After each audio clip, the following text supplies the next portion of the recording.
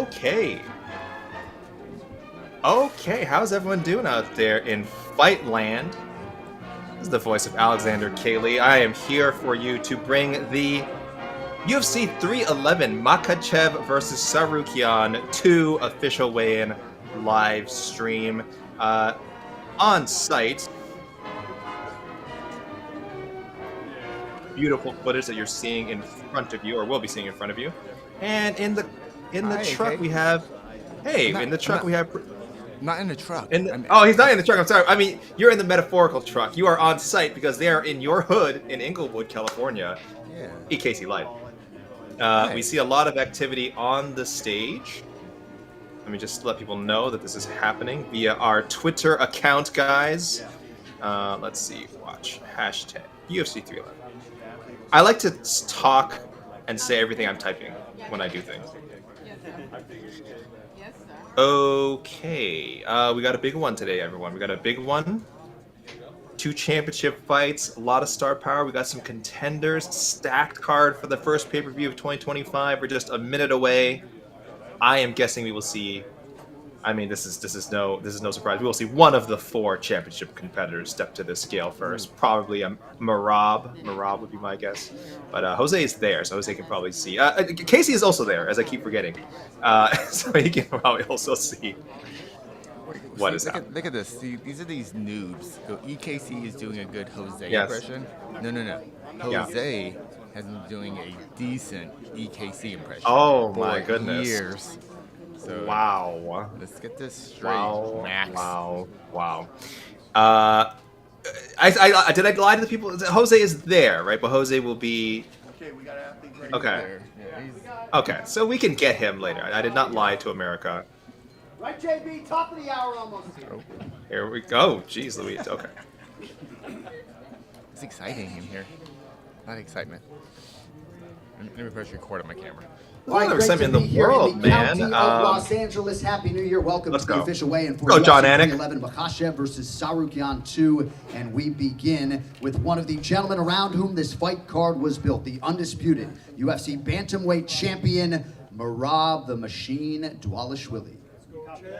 Let's go. 135. 4 times in 11 months. Contract weight 135.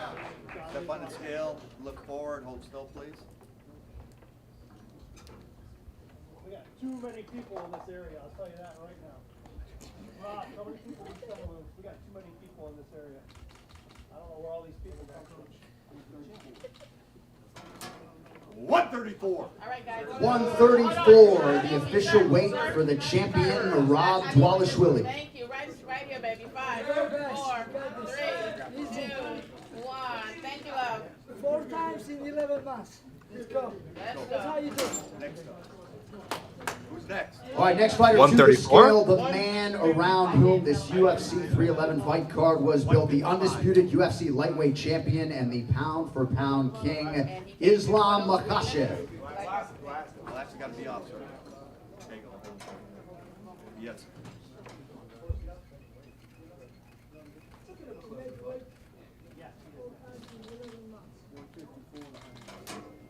$154 and a half.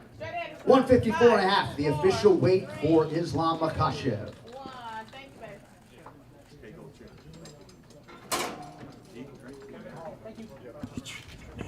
154.5 for to the the pound for scale, pound go. charged with kicking off the pay-per-view main card, making his 24th UFC appearance in the middleweight division, Kevin Trailblazer Holland.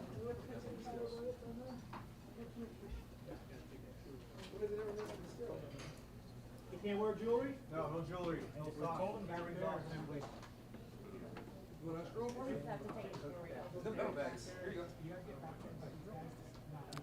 There's a little delay. They're making Kevin Holland take off his earrings because it's not a real fight.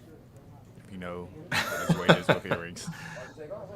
I mean, if he can make it with the earrings on, you just let him rock, I guess. I All right. guess.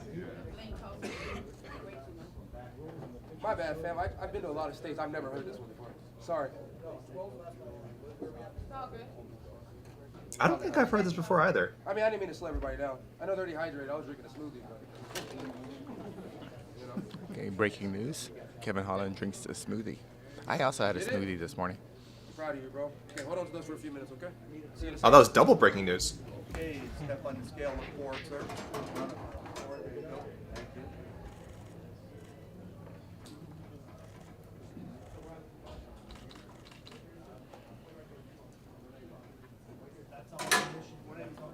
Wait a second. 183 and a half.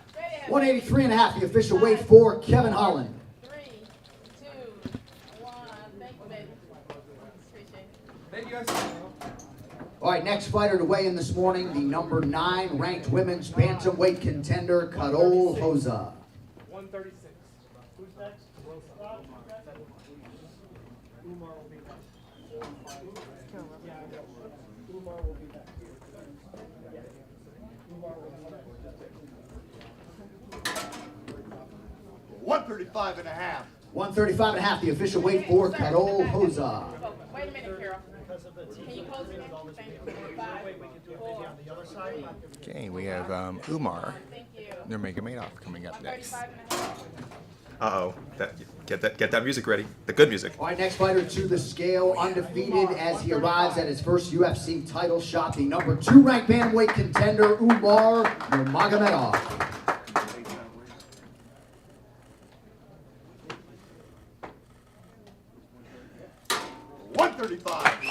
135, the official weight for Umar Nurmagomedov. And with that, your UFC Bantamweight Championship title fight is official. 2, 1. Thank you, baby. All right, next fighter to the scale, same division, one half of the featured prelim, Raoni Barcelos. All right, and our co-main event is what, AK? It's now official. I'm going to air horn. I like it. today. No, it's good. 135 and a half. 135 and a half, the official weight for Raoni Barcelos. 2, 1. Okay, guys. All right, next athlete to the scale, also in the bantamweight division, Ricky Tercios.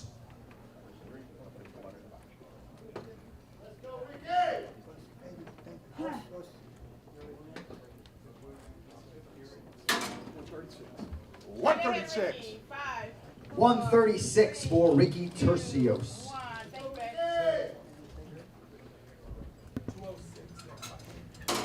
All right, next fighter to the 136. scale is the former undisputed UFC light heavyweight champion of the world and the number 2 ranked contender, Jiri Prochazka.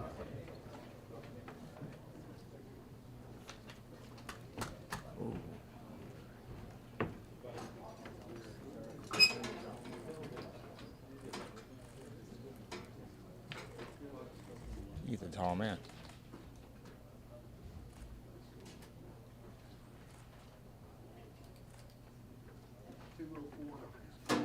$204 and a half. Hold on. 204 and a half, the official weight for Jiri Prochazka. 4, 3, 2, 1. Thank you, baby.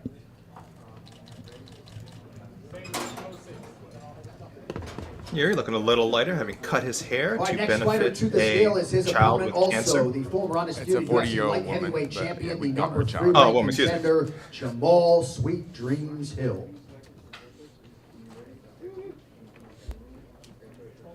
Dana did call her a little girl, yes. And now so did I.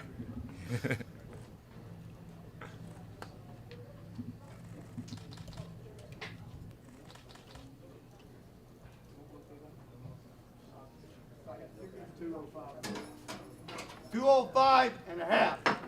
205 and a half, the official weight for Jamal Hill. 2, 1. Thank you, baby. 205 and a half for Jamal Hill. That fight with Jiri Prochazka is All right, now next fighter to weigh in this morning is official. the number 13 ranked light heavyweight contender, Bogdan Guskov.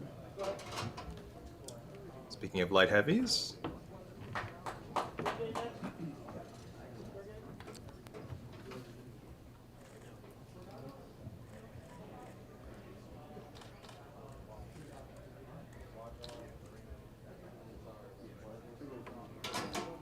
$205 and a half. 205 and a half, the official weight for Bogdan Guskov. 3, 2, 1. Thank you, baby. 205.5 for Bogdan. All right, next fighter to the scale, the number 7 ranked heavyweight in the world, the polar bear Serghei Spivac.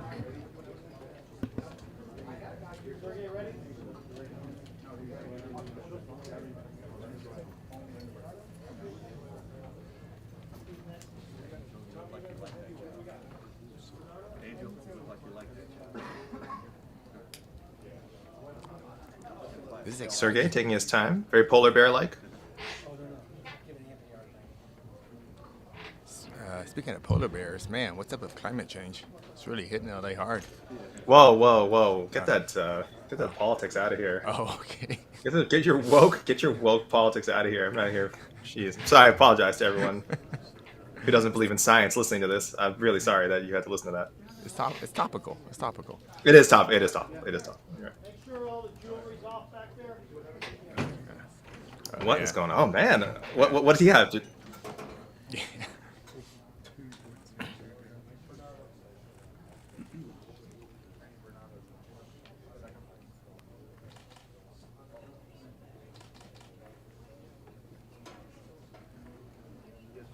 Drama.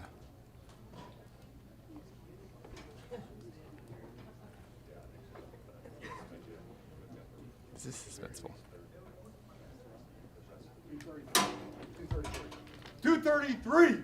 233, the official weight for Serghei Spivac. 233. You got to get it just right. Now he can put his gold grill back in his mouth. That's what it was, right? Casey, he hit a grill. Competing in a prelim in the bantamweight division, Renato Sopai.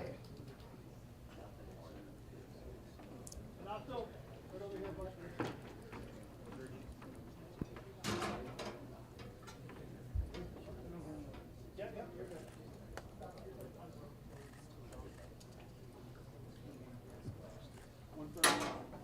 135. 135, the official weight for Bernardo Sopai. 2, 1. Thank you, babe. Other way. All right, next fighter to the scale, competing live on the pay-per-view main card, the number 10 ranked lightweight in the world, Renato Moicano. Oh.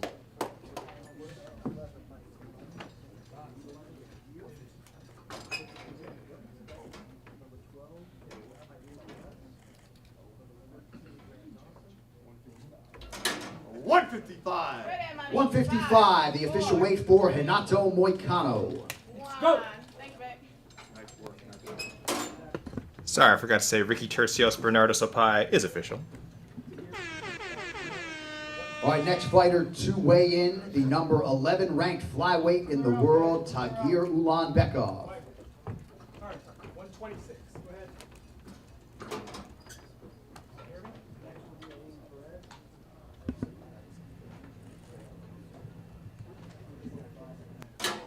125 and a half. 125 and a half for Tagir Ulanbekov. 2, 1.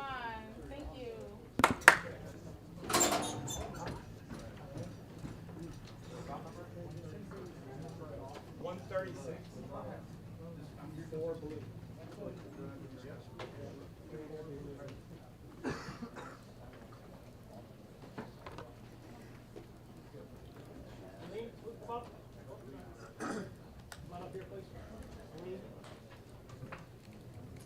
All right, next woman up, the number 13 ranked bantamweight in the world, Eileen Perez. Vamos Argentina, papá. Vamos Eileen. Grant. Grant back there.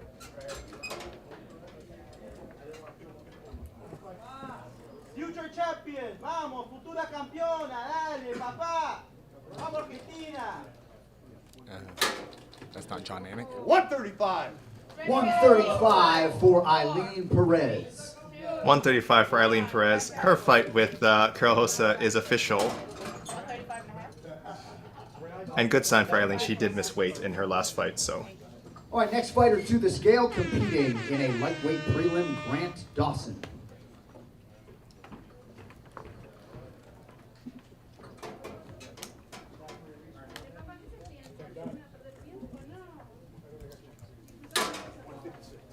$156. 156, the official weight for Grant Dawson. Thank you, Grant. 156 for Grant Dawson. We'll get a- Good job, AK. I don't want to interrupt what's going on here. You got a good flow Zachary going. Reese. See, I just interrupted Zachary Reese. Sorry, everyone. Annex is shaking his fist over there.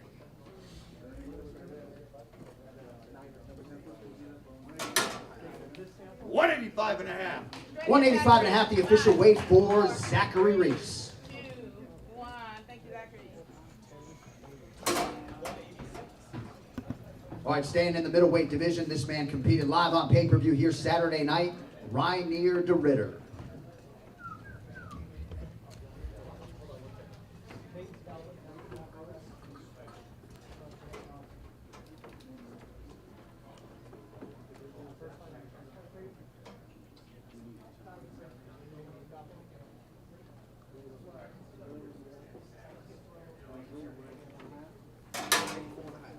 $184 and a half. 184 and a half, the official weight for RDR Reinier de Ritter. 2, 1. Thank you.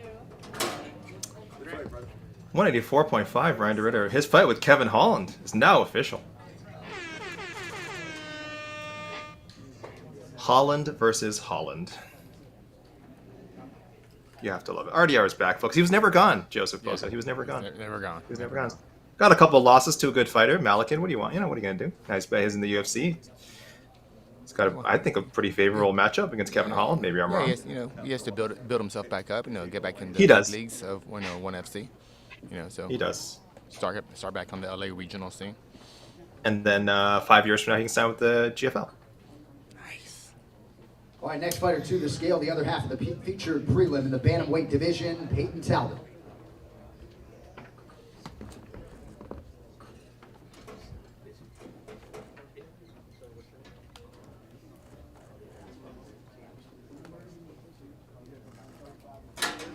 $135 and a half.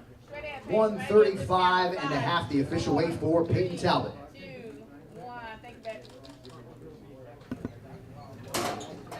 135.5 for Payton Talbot. His fight with Raoni Barcelos is official.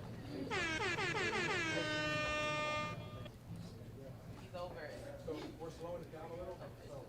All right, we got Carpenter up next.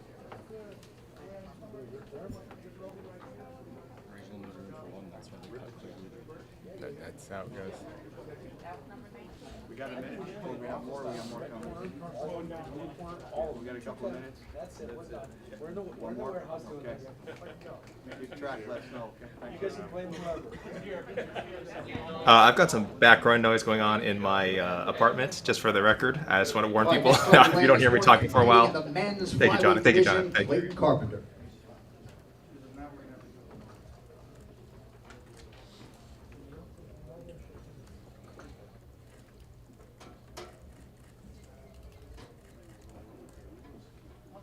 Yeah. 125 and a half. Okay. 125 and a half, the official weight for Clayton Carpenter. Right here, baby. 5, 4, 3, 2, 1. Thank you, baby. Clayton Carpenter, 125.5. His bout with Tagir Ulanbekov is now official.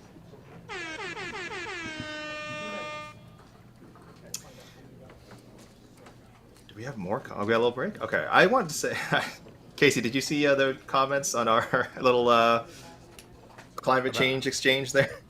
Oh, do we have climate scientists in our comment section today? I just want to say these people, our viewers are the best. I don't care. I don't care what anyone says. Our viewers are the best. Our viewers, our readers, our listeners, you guys are amazing. Thank you, everyone, for tuning in. We do have a little break now. I do apologize again. Yes, my apartment is doing a fire check.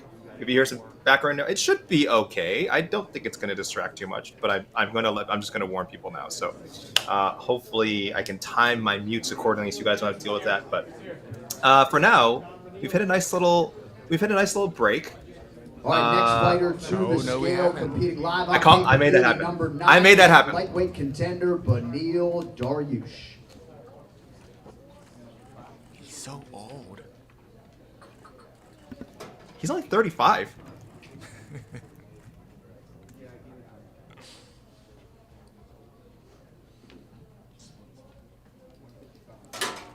155. Yeah, let's go. 155 for Beneil Dariush.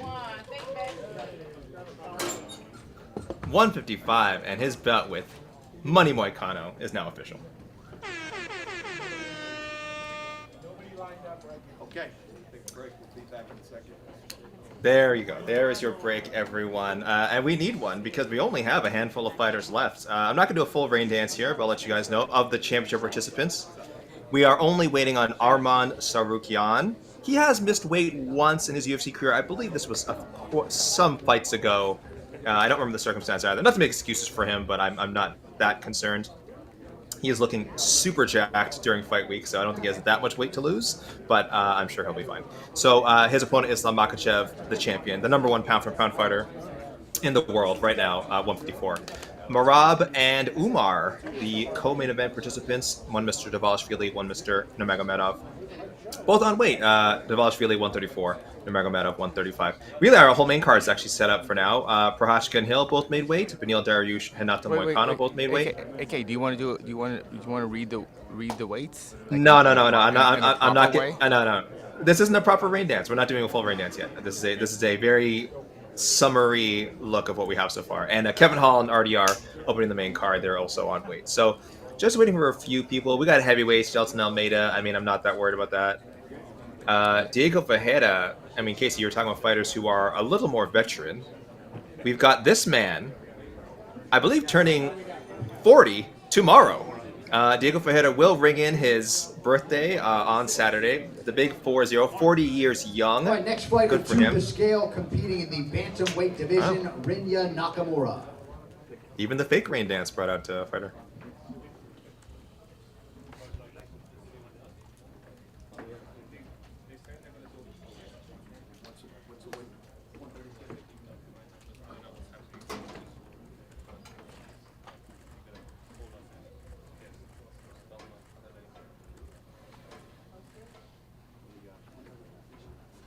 $135 and a half. 135 and a half for Reinier Nakamura.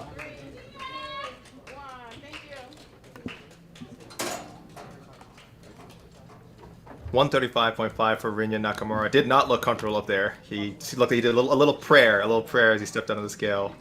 Probably not a fun weight cut. We are still waiting for his opponent, Muin Gafurov. We've got a couple of newcomers too, guys. We're still waiting for them. Billy Elekana and Azamat Bekoev. Billy Elekana, I think, took his fight on 5 days' notice, and Bekoev on a week's notice, or it could be the other way around. Either way, neither of these guys have more than 7 days to prep. Elekana stepping in for Johnny Walker, who said he suffered a pretty serious injury. Did not disclose what the injury was, but we were supposed to get Walker and Guskov. What is going on? Debut here on Saturday night in the light heavyweight division, Billy Elekana.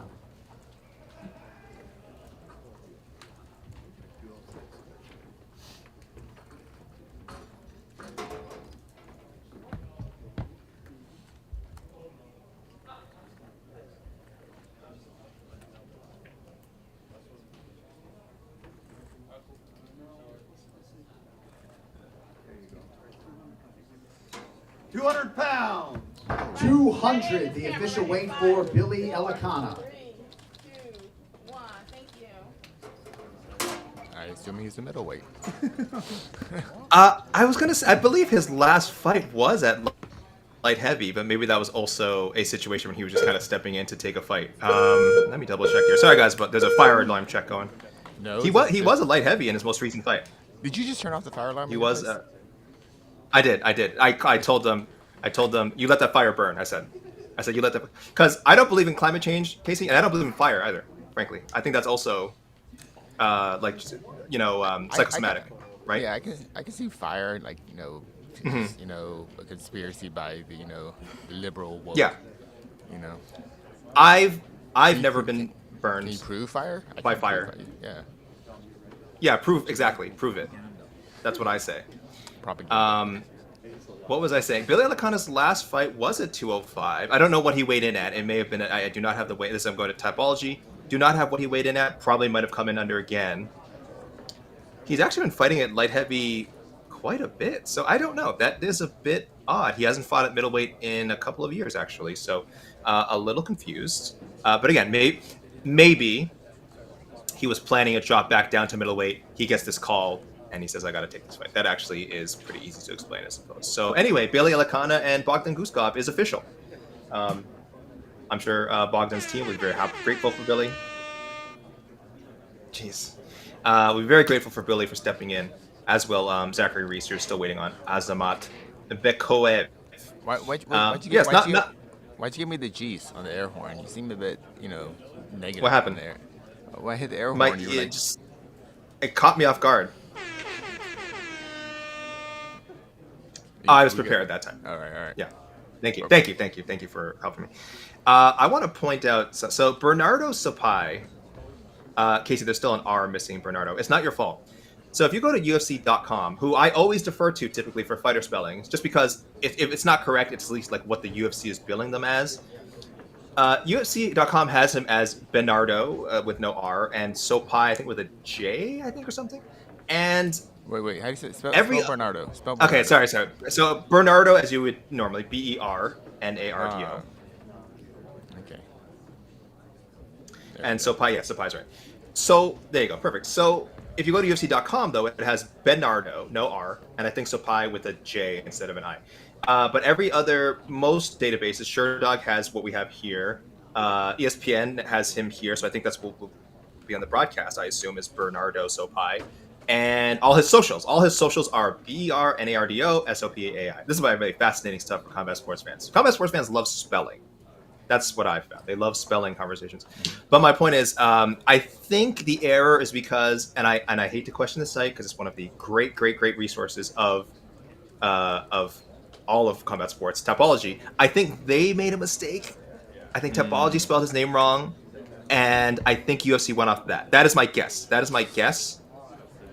It could just be an alternate spelling, but again, I checked all his socials, did not see one social that had him spelling it the way that they have it. So I'm not sure. It could be a miscommunication with management. Either way, this is the spelling we're going with. It's what he uses as far as I know. Fascinating stuff, right, guys? I apologize. That was so stupid. Ikumi Salazar wants to know, what does Jiri usually walk around at off camp? He doesn't look small, but he never looks massive either. What did he come in at here? He came in at 204.5. I don't know if I'm not sure if he's talked about his walk around weight before, but let me Google real quick. Also mute myself while this thing is going. He is a big man. I think he walks around 220, 225.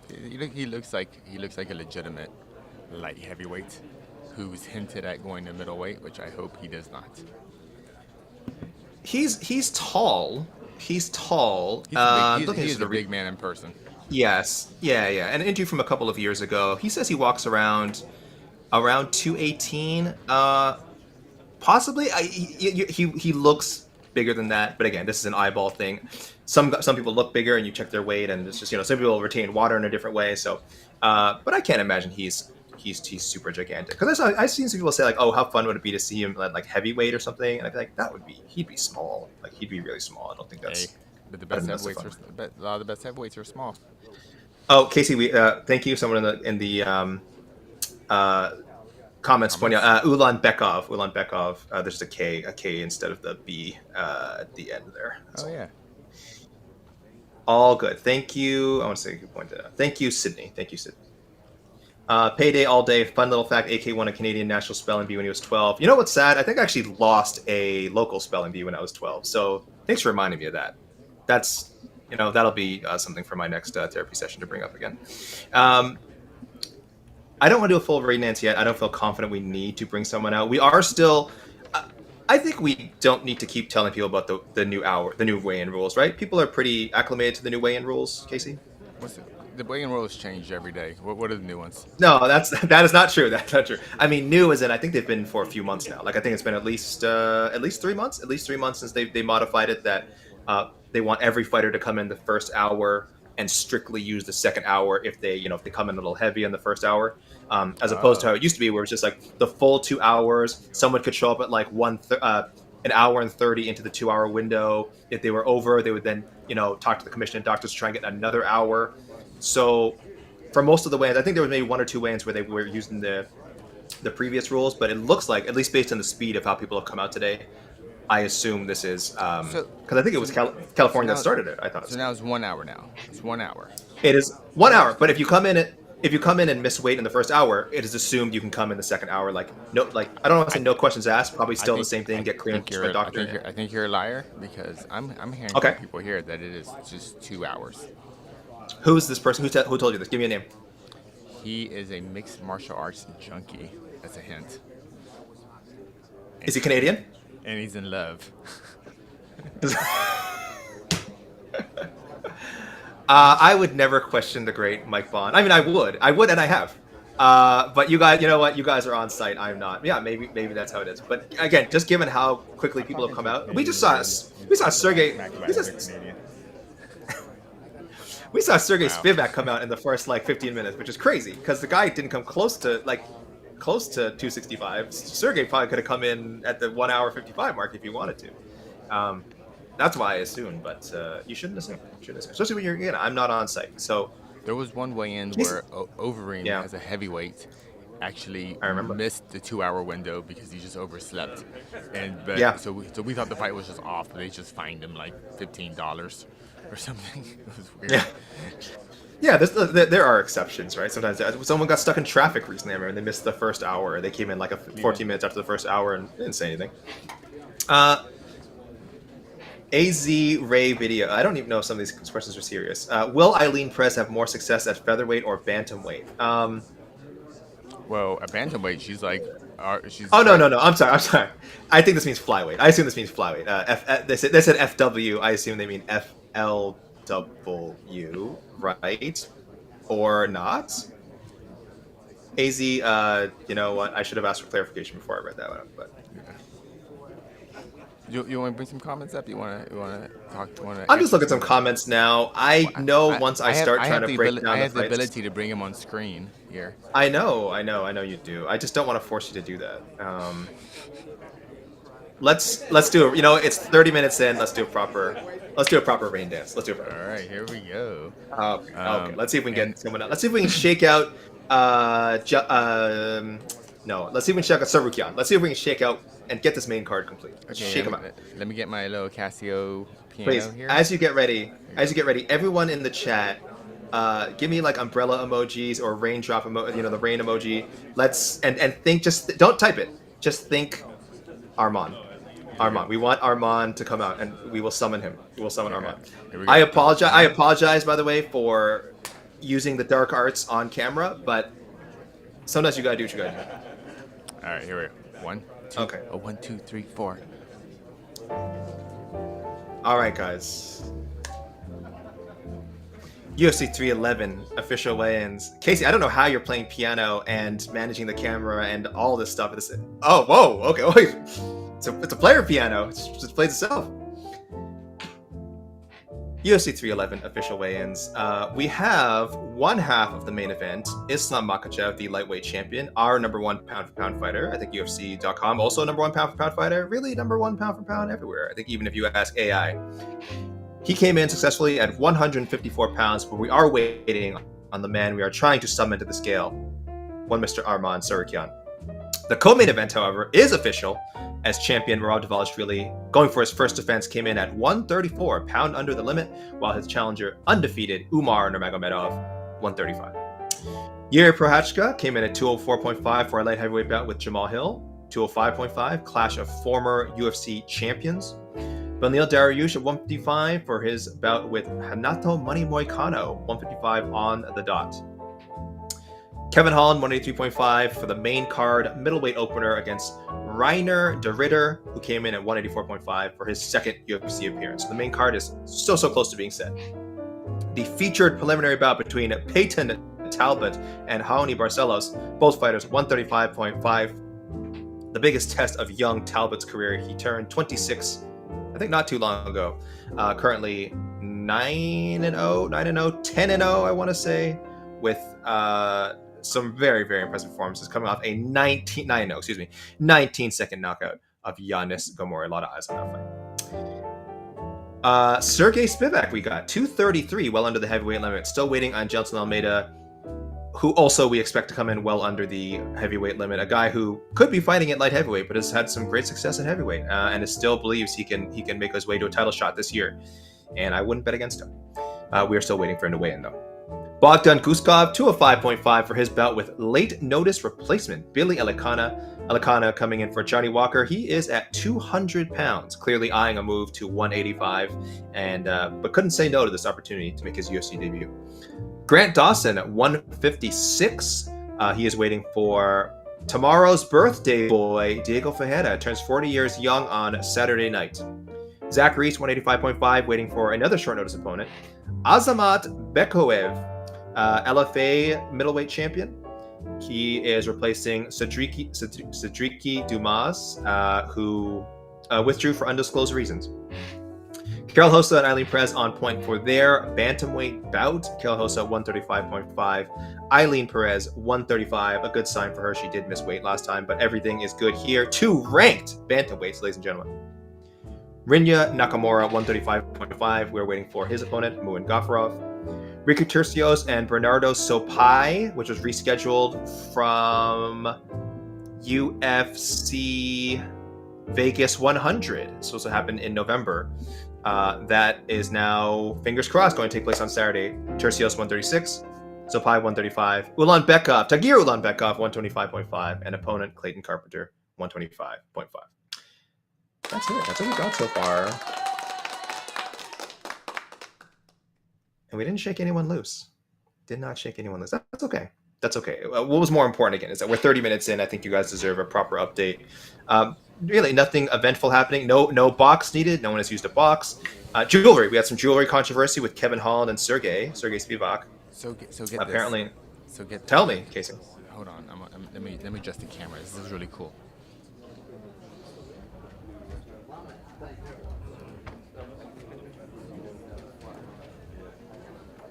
Wow. That's the box. Okay. It's just there it is. It's there. Go talk to it. I feel weird. It looks busy. I don't want to. He looks nice. I know, but he looks nice though. Or I just assume it looks nice. It looks nice. They look nice. It looks approachable. Yeah. The box is really cool. I'm just gonna say that. You know, it's got a good vibe when you walk around. It's like, it's the box.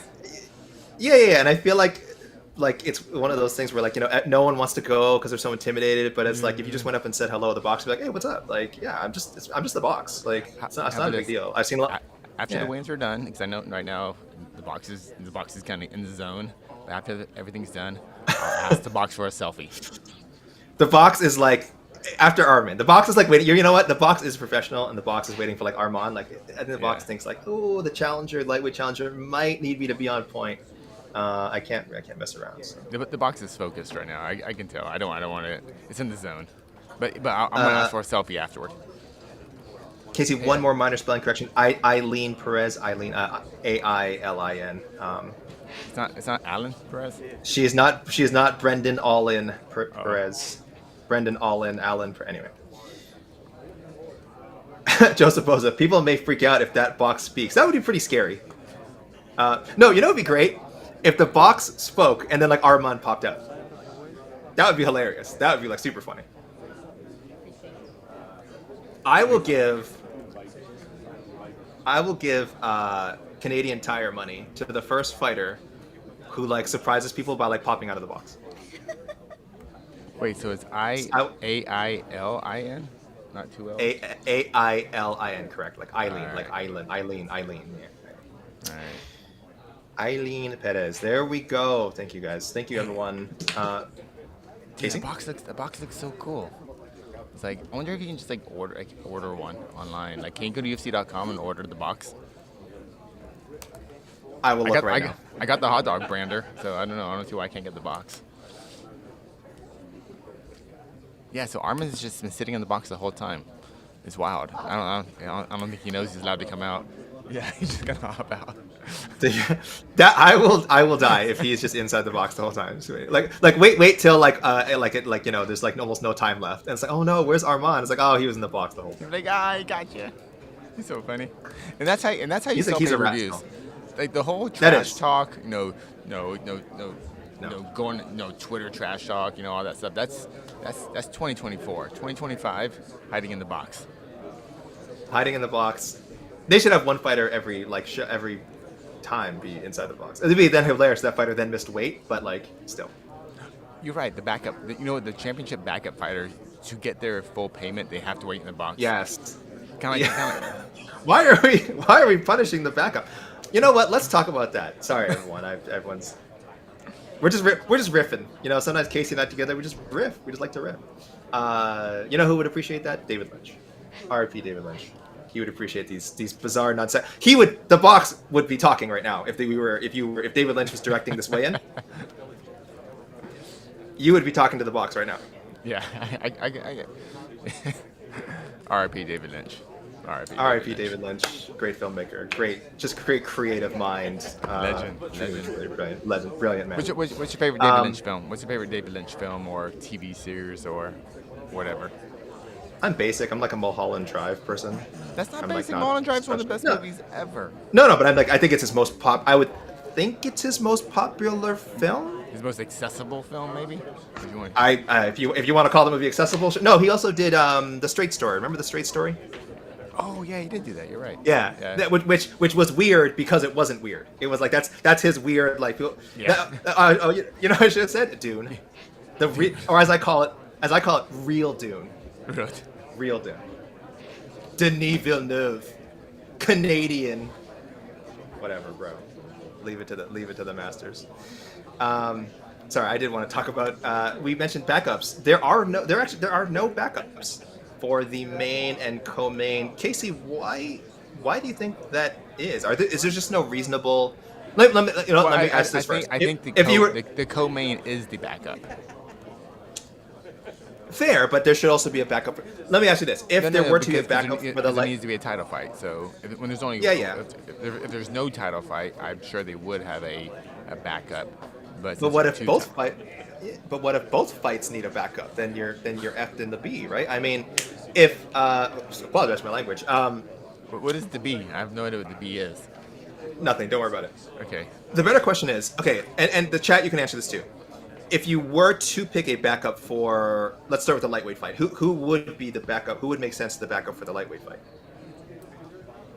On this card, like Moicano, you mean? Just no. Oh, I mean, true. Okay, this is true. They do have. Moicano and Dariush both made championship weight. This is true. They do have lightweights. They do have they have several bantamweights, but it'd be crazy to see Bernardo Sopai or Muin Gafarov or Payton Talbott thrown into a title. It'd be hilarious. But technically, I don't think any of those guys make sense. The Beneil Dariush for sure and Moicano, it does feel like they weighed in because they both made 155. It does feel like they weighed in thinking, just in case one of us could get the call.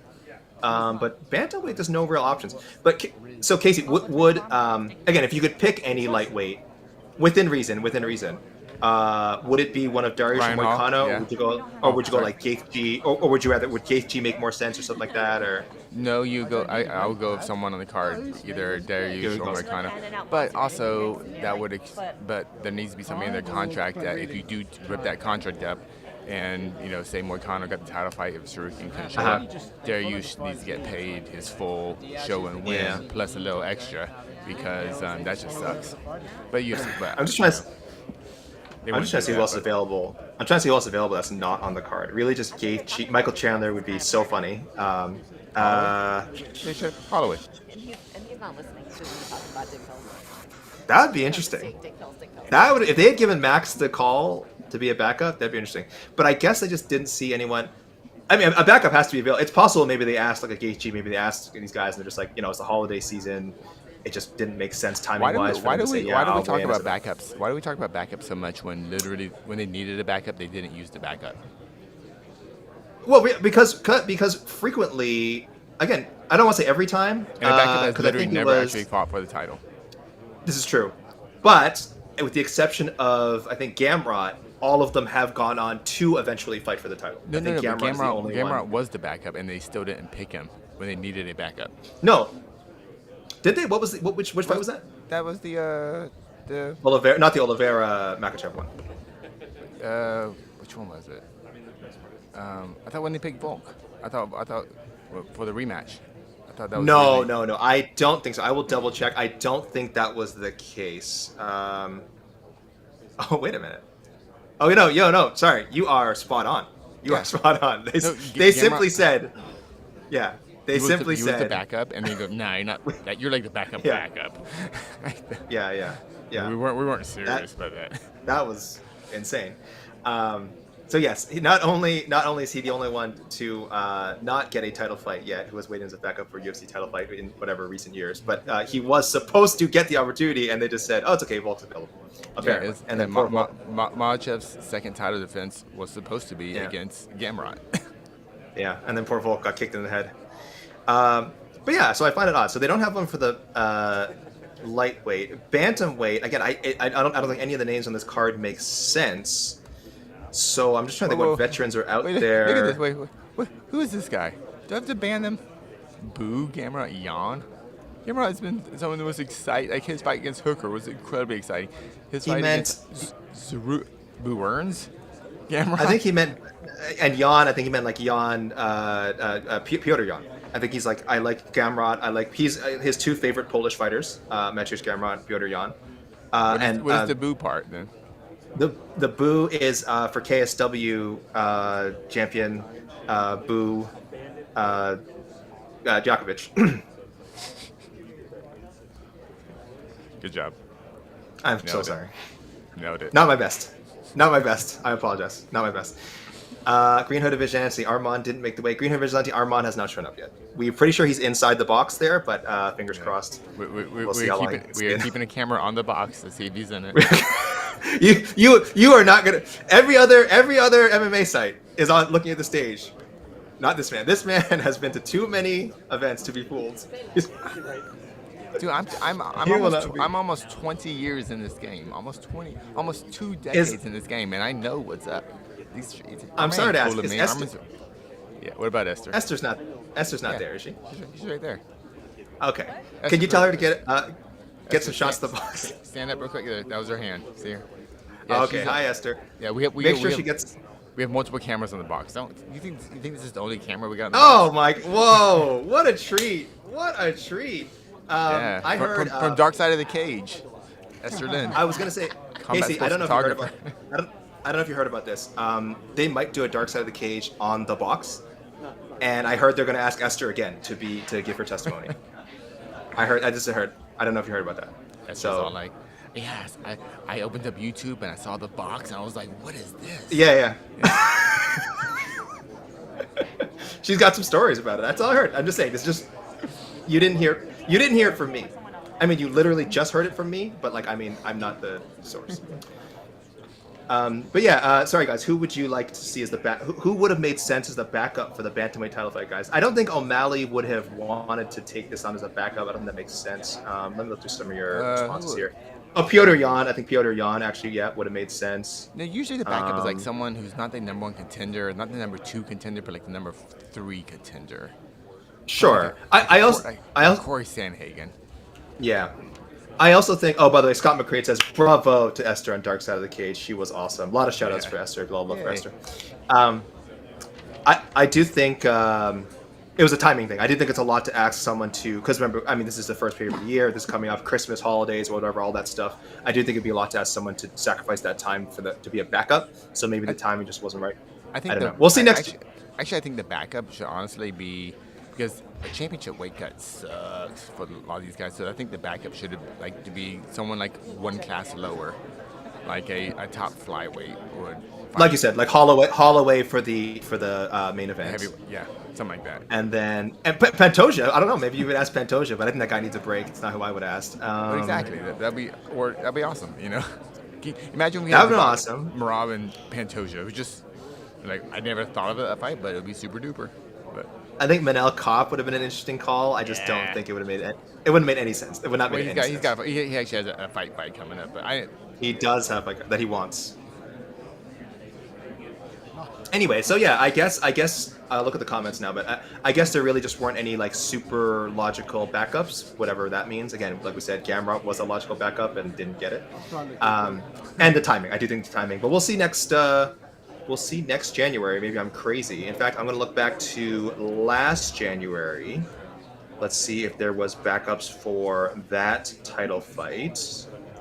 I'm vaguely familiar with the January pay-per-view. I think it happened in Canada or something, and I heard Sean Strickland got into it with some reporter or something. I don't know. I just stuff I heard. There was 2 title fights: Dricus du Plessis, Sean Strickland, Raquel Pennington, Mayra Bueno Silva, and I don't think either had a backup. So it could just be a January thing. It's hard to ask someone to take their holiday off just to be. They get paid. They're not doing this. They're not doing this for charity, man. I know, but they don't get paid enough. You want just your show money? Well, here's what I would want. If I'm a backup and I'm having to take my holidays off, give me championship show money then. Give me championship show money to be a backup. That's it. Otherwise, I can just book me another fight. Okay, well, I see Sean Shelby here. I'll tell him that those are your demands as the backup with AK. Take it straight to Ari Emanuel if you could. Max Rabkin, that Toronto card was rough. Yes, for multiple reasons. It was not. No, if you were Canadian, it's a bad time. Bad time. Shout out Jillian Robertson and Jasmine Yasadavich. But other than that, oh boy, that was rough.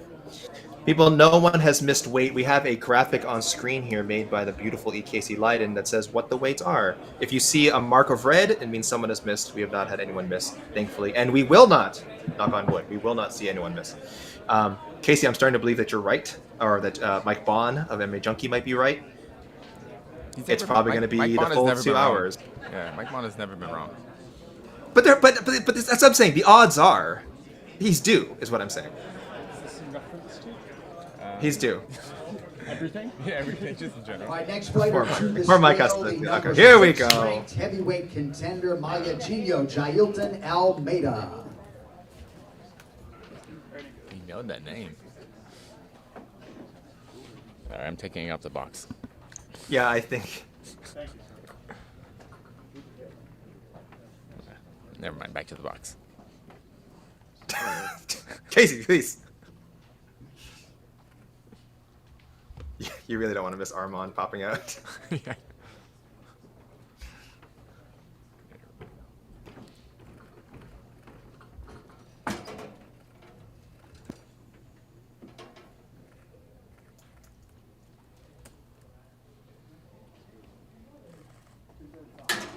235. 235, the official weight for Jailton Almeida. 235 for Jailton Almeida, and his fight with Serghei Spivac is official. Pretty sure that's a standard weight for. Oh, it's actually a little bit lighter than the Romanov fight. A little bit lighter than the Curtis Blades fight. He's actually came in, so 241 for both those bouts. So Almeida, maybe that's just looking to not focus on bulking up, just go with that speed, go with the. I did love that. I mean, he's got crazy strength anyway. My kids talked about it at home. They came watching. Oh, you've got to zoom in on the box now. And Casey, who is this gentleman? Do you know him? He's the Box's personal video Oh. blogger. He follows the box around. Oh my gosh! Documents. Everyone has one now. Everyone has a vlog now. Jeez Louise. So yeah. We are So, going to see I think the box. rumors are there's going to be a new reality show on UFC Fight Pass about the Fight Week Box Week, where the box just me talks to fans and yeah. I heard the box is going to box. I don't know if you heard about that. Oh, He's going to box. Was that what Zupa boxing is? I mean, he will be on. Yes, he will be one of the faces of Zuffa Boxing. Correct. He will box the who was it? Logan Paul's robot. Who had the robot last time? Casey, last time you went to an event. Jake. It was Jake Paul. How embarrassing. He had 2 robots, by the way. He had 2 robots. I heard the box is going. I heard the box is going to box one of them, and I'll pay good money for that. And then box opening at like minus 600. To be honest with you, I mean it's pretty dangerous. It has tripped up many UFC fighters. So I don't know what it's going to do to one of those robots if we're being honest. But let's hope. All jokes aside, we do not need to use this. We hope everyone is having a comfortable weight cut. I'm a little bit out of rhythm because I've gotten used to sort of just rushing through. Someone asking where is Arman? We don't know yet, but again, he's a pretty thick. Michael, so you want to be a Arman is a pretty thick lightweight. I said he has missed weight once upon a time. I am not worried about that. I am not even going to speculate. He missed weight for the. Someone in the chat knows is going to beat me to it before I can look it up. Matt Frivola back in January 2021. So 4 years ago, guys. 4 years ago, almost to the day he missed weight.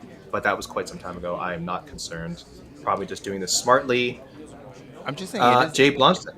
It is interesting that Beneil and Moicano both made championship weight. So maybe there are some slight rumblings that they knew backstage that there was an off chance something could happen. But this also, I do think there's some. Yeah. Go ahead, sorry. Yeah. No. I was going to say, but this also is under the assumption that Makhachev would take a new opponent at the very last second too. Does not have to. I don't want to say. Of course, we all remember John Jones not taking Chael, but that was like but before it wasn't a fight. It wasn't a fight weekend thing. It was like well before. Was it how much time was it before that infamous canceled event? It was at least like a week or something, right? Or a few days, at least a week. Maybe a week. Yeah. There was quite a bit of time. It wasn't like Friday weigh-ins and then so that was a very different situation. Other than that, I don't know if we've heard of someone just saying I'm not going to fight the replacement. As far as like day of replacements, the only ones I can remember off the top of my head were Habib and Ali Quinta, which Habib took that fight, and then TJ Dillashaw versus Joe Soto, I think. I don't remember who the original opponent was. Brow. Yeah. So Joe Soto, that was like probably the most last minute replacement. I think did Joe Soto actually did Brow weigh in, or was that actual weigh-ins Joe Soto? Oh, is that what happened? Okay. He didn't weigh in. Okay. Look at that memory. Yeah. Okay. That's it.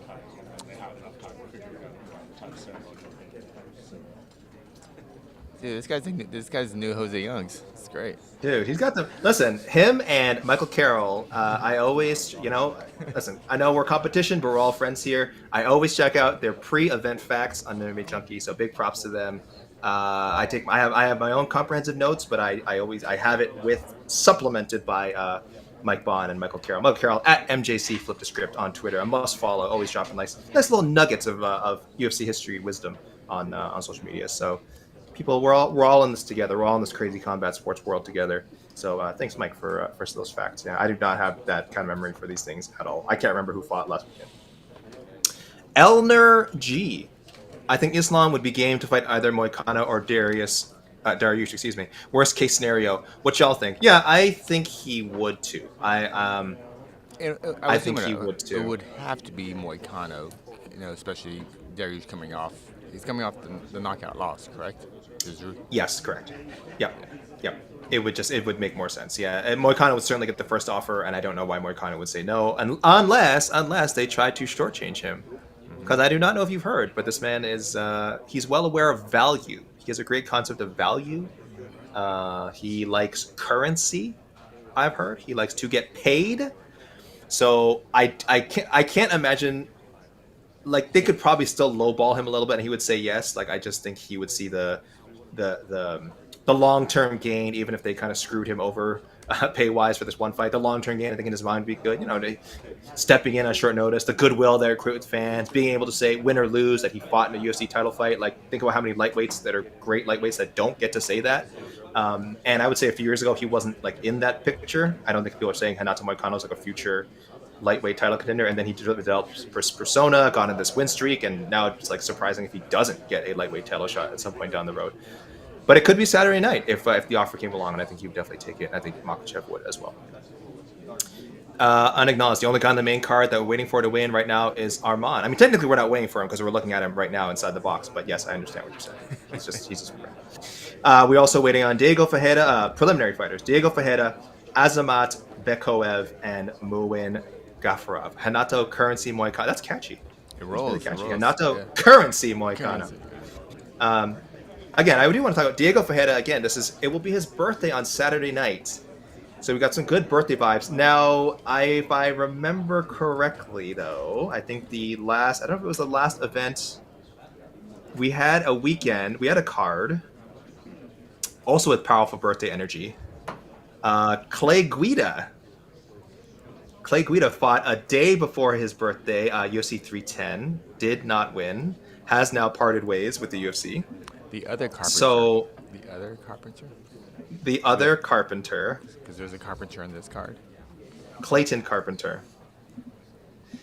But I think there was also another fighter, if I'm not crazy, where it was their birthday that day or something.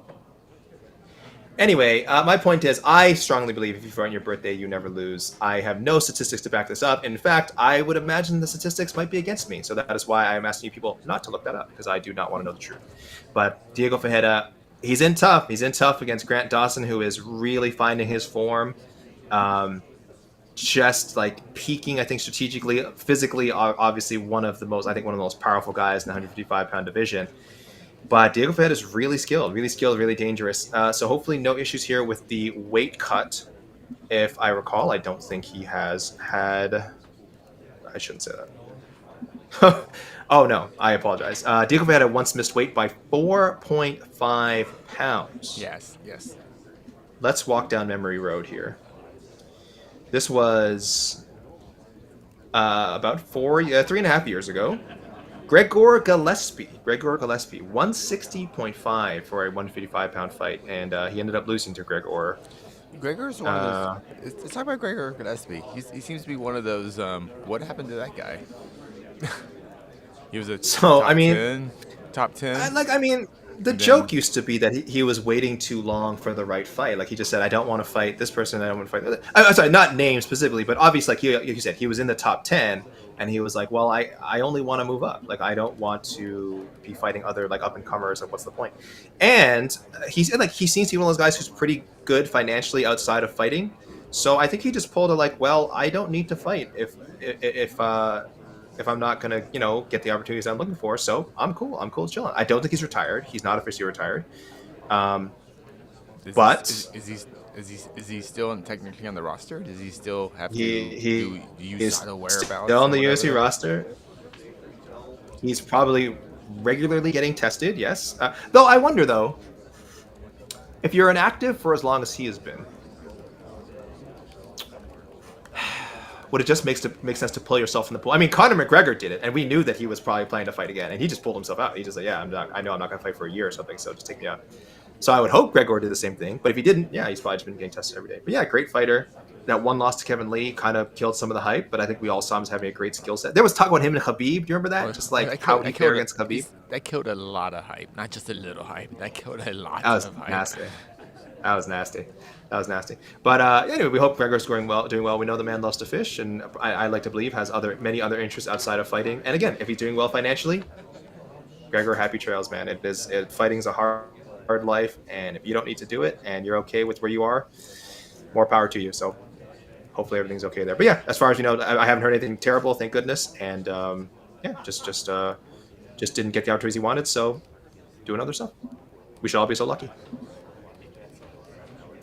Oh, whoa. Fun. Whoa. We got a breaking fact here from Guilherme Cruz. Carlos Diego Ferreira, he fought on his birthday back in... Where are you getting these? January. I'm getting this from Guilherme Cruz, the great Guilherme. UFC 246, January 18th, 5 years ago. He fought Anthony Pettis on his birthday, and he won by second round submission. So the birthday powers were very, very, very strong that day. Excuse me. We'll see if it pays off. See if it pays off again on Saturday. Let's see, Casey. Hold on, what do we got here? We got a lot of time left for four people. Excuse me. I guess I should throw up a poll. Nice. I mean, it's not just him we're waiting for. Should I put all their names in just to make everyone feel... No. Because everyone keeps asking about Arman. It's fine. I think you just let people know. You have the graphic up. You have the graphic up. That has everyone else's names there. Yeah, But yes, I haven't gotten too many. Hey, what guys? Where's Moon? I'm just gonna throw it up in the chat. Well, let's do it, guys. Let's throw up a poll. I probably should have had this in there since the beginning, but you know what? At least now I know the thing is fully populated. Everyone will see it. Who wins the main event, guys? Who wins the main event? You can hear me clattering away here.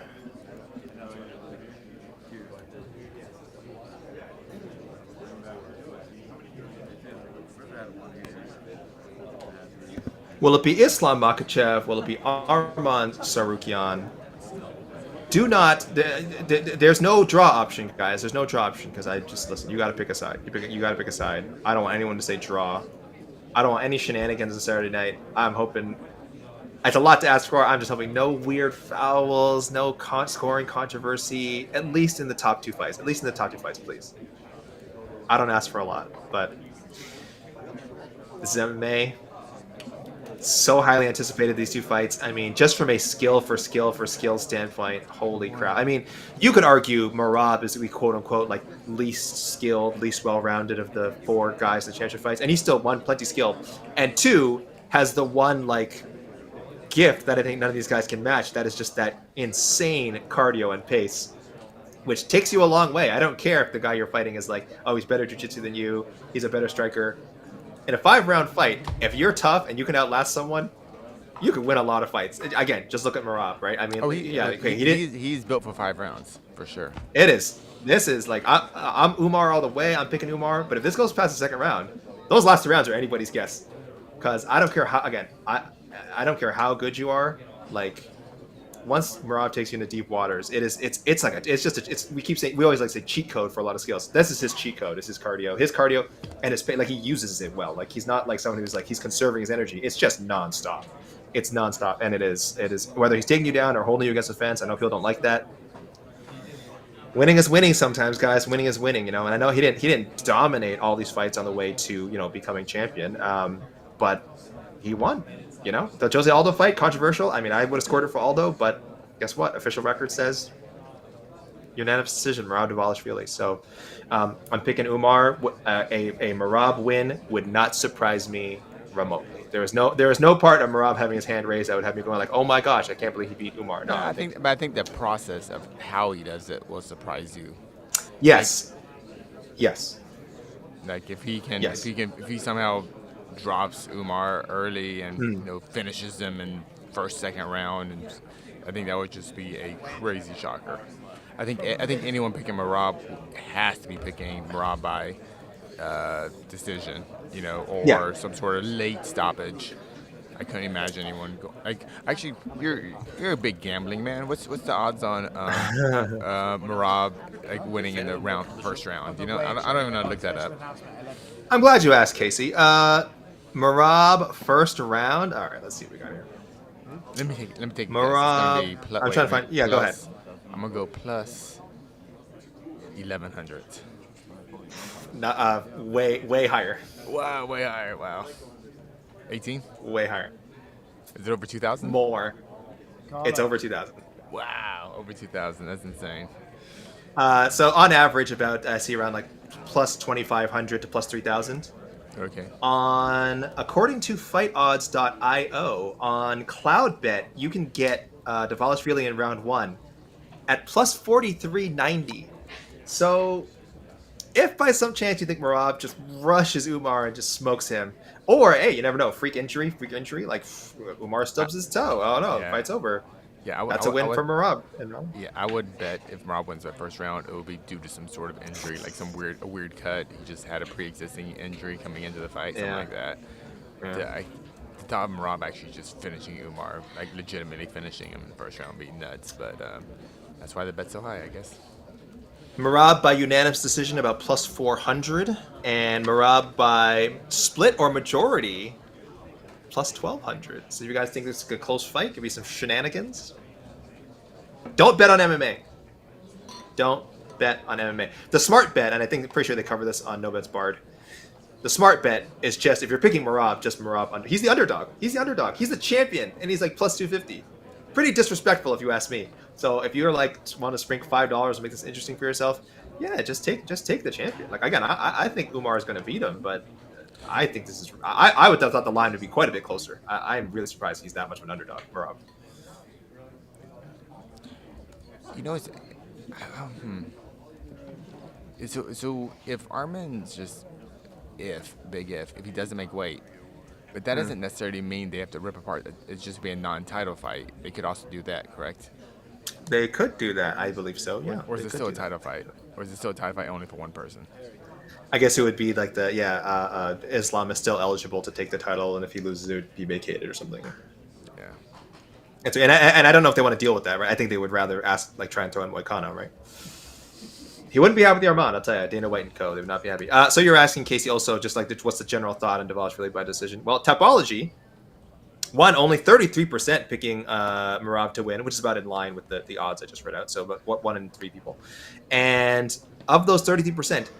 96% picking Merab by decision. So yes, very little confidence that he can finish. I can't even hover over 3% by KO. The sliver for submission is so small, 0.9%. 0.9% expecting a submission. While we're here, let's look. What are the odds for Dvalishvili by submission? Let's see here, guys. Let's see. I'm sure there's people in the chat who know it off the top of their heads because they probably bet it because it's fun. About the same as finishing in the first round, about 2,500 to 3,000. So plus people not expecting a tap out. Yeah. When let's go back to the main event. When do we start sweating Yes. a bit? When's the time to go? Hey. I mean, again, as confident as I am in Arman, I would be the fact that he didn't show up in the first half an hour is a little upsetting. Right? I don't think that's a great sign. We knew Merab was going to show up, no issue. Pretty confident with Umar and Islam, and Arman is the one that, of course, people are going to question. Just he's a stout, thick 155er. Like he just looks like a guy who's going to have trouble making weight. And again, he does have the one miss in his record. So it would have been nice if he had made a statement by coming in the first half hour and said nothing to worry about, guys. But the fact that he's needing the 2 hours, it's concerning. It's concerning. Really hope that it doesn't fall through because this fight is incredible, and we need to see it eventually. But if for some reason they are called off, I mean, you never know what can happen. Some fights just never get booked again, and I hope that's not the case here. I need to see these guys fight at least one more time. I mean, this being the one more time, right? I need to see this rematch. Otherwise, I'll be sad. I'll be a sad person. When's the last time you cried? I cry pretty often, so not. I was watching. I'm gonna go on a limb and say we all assumed you cry often. When was the last time you cried? I think I was on a plane recently and I was watching Inside Out 2, and I think that was pretty much it. Oh, dude! Yeah, pretty much did it. So. I watched Inside Out 2 on the way to Japan. And I started getting right? teary-eyed. Perfect plane movie. It's a perfect plane movie. I do cry more when I'm on planes when I watch movies for some reason. Honestly, that's kind of the sad thing is I think I only cry when I'm watching movies and TV shows and things, and I don't remember the last time I cried for a real life tangible reason. Well, no one loves you, so I get it. And the sad thing is you just said that and I felt nothing. Like that should have made me cry, and I felt nothing. But if I've watched someone telling like Elphaba in Wicked that they don't love her, then suddenly I empathize with for Cynthia Erivo and my tears start flowing. So I don't know. I'm a freak. Have you checked your Slack messages, young man? I did, and I don't know what you're saying. I don't know if you're saying I'm. Oh, hold on. Hold on. Oh, okay. We have got reports from. No. Oh, you can. Okay, yeah. What do you? Wait. What source did you use? No source. I'm just talking here. I'm just talking about the box. I'm gonna focus on the box. Are you talking about the box? Or are you talking about this tweet from Red Corner MMA? Nothing's official. Which yet. one?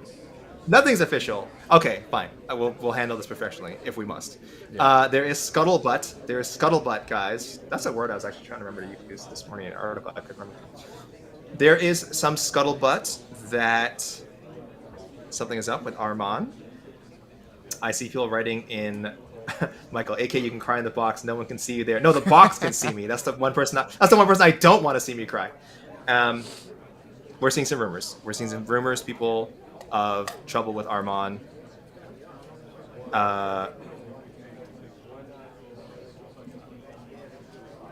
Oh boy. Again, I don't want to name names yet, guys, because again, we are obviously, if this is true, it is something we would be working to confirm ourselves. But I'm sure you guys are all online. No, Eleanor they're G, not. thank you for the super chat. Eleanor G says, just because you guys are awesome, love y'all. Thank you. Eleanor, you are awesome. Everyone watching is awesome, guys. And this card is going to be awesome. This card's still going to be awesome. All right, I'm just going to say that. You guys can log on again. I don't want to repeat any unfounded rumors. If anything has happened, guys, trust me, you will hear it from MMAfighting.com. But I will say we are getting a little nervous about the status of the main event right now. So keep an eye on that. Keep an eye on this spot, guys. Keep an eye on this spot.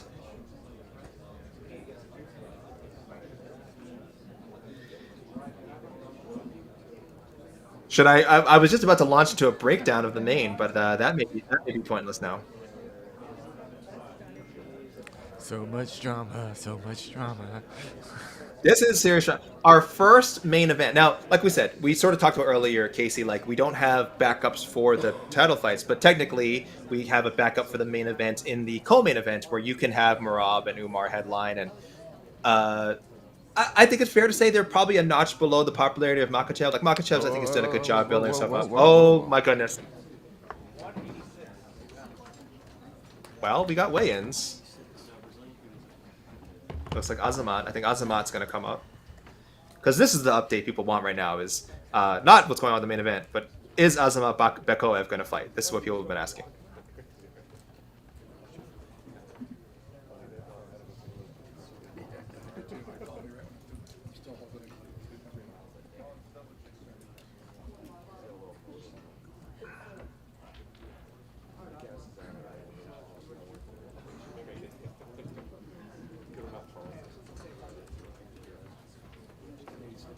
All right, look alive out there. Next fighter to hit the scale in the middleweight division, set for his UFC debut, Azamat Bekoev.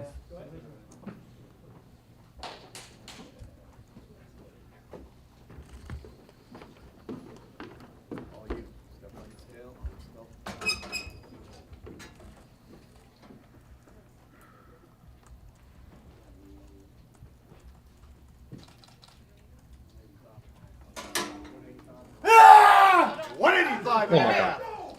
185 and a half. Azamat. The official weight for Azamat Bekoev. Right here. 5. Right here in this camera. Up here. 5, 4, 3, 2, 1. Thank you. What was the weight, somebody? 185.5 for Bekoev. I'm not always looking at the screen at the video when these things are happening, I will say. And then when someone screams, it is just terrifying. Say the line. So there you go, guys. That's... Oh, sorry. His fight with Zachary Reese is now official. Sorry, guys. I know that's... So there's the update you guys all wanted. I saw all the chat. Everyone asking, where's Azamat? Where's Azamat? So there you go, guys. Azamat has weighed in. No other news to report. But in the, speculating for the main event, if for some reason Arman Tsarukyan were not to fight Islam Makhachev. This sucks for Islam, man. It sucks for Arman, obviously, to miss out on his opportunity. It sucks for Islam because his legacy is like... This guy is I think, I'm not saying he's as good as Khabib. I feel like but skill-wise, he's just like a notch below. And he should be getting to build up against, again, Dustin Poirier. Great. It's just like this assumption, too. We don't even know. We're just... Listen, two great wins on his championship. Oh, 3 great wins. You know what? 3 great championship wins. Charles Oliveira to get the belt, to get a vacant belt. Alexander Volkanovski, first fight. You can say Volkanovski's a featherweight all you want. It was an amazing fight. Volkanovski looked great at 155. And then Poirier's great. So, I mean, he has 3 really nice lightweight title fights. But I feel like people keep dismissing the second Volkanovski fight because... Not his fault. It was a late notice. Yeah, but they fight, whatever. And then now whoever he fights in this one, people are going to say, oh, it's another easy one. Oh, Moicano stepping on a short notice, or whoever it is they find, if should they keep Islam in the main event. So it just sucks for a fighter's legacy to not get the opponents he needs to build it, because Arman was that opponent. Like, this is the guy, like one of his contemporaries, a younger fighter, someone who we feel like will be a champion someday, whether he goes to Islam or not. And to lose that, it sucks for the fans. Really sucks for Islam's legacy. I hope they can keep Islam on the card. Love watching the man fight, but we will see. I know there's a lot that you got to imagine. There's a lot of moving parts right now. Assuming this rumor is even true, guys. Assuming this rumor is even true, we are talking about a rumor. We are not confirming anything. I want to make that clear. MMA Fighting's official stance is nothing on this. It's just the same as you guys. Same as you guys. We're seeing the same stuff on social media. See the same comments. I'm just saying. I am not saying Arman is out, guys. Have not said it. Have not reported it. But he's not here right now. We are still. You see the graphic. We are still waiting for Arman. But again, if you guys are on your phones, you guys are on social media, there is rumors. There's people throwing comments out there that there could be an issue. So, and again, the fact they didn't show up in the first hour was very, very, for me, was very disconcerting.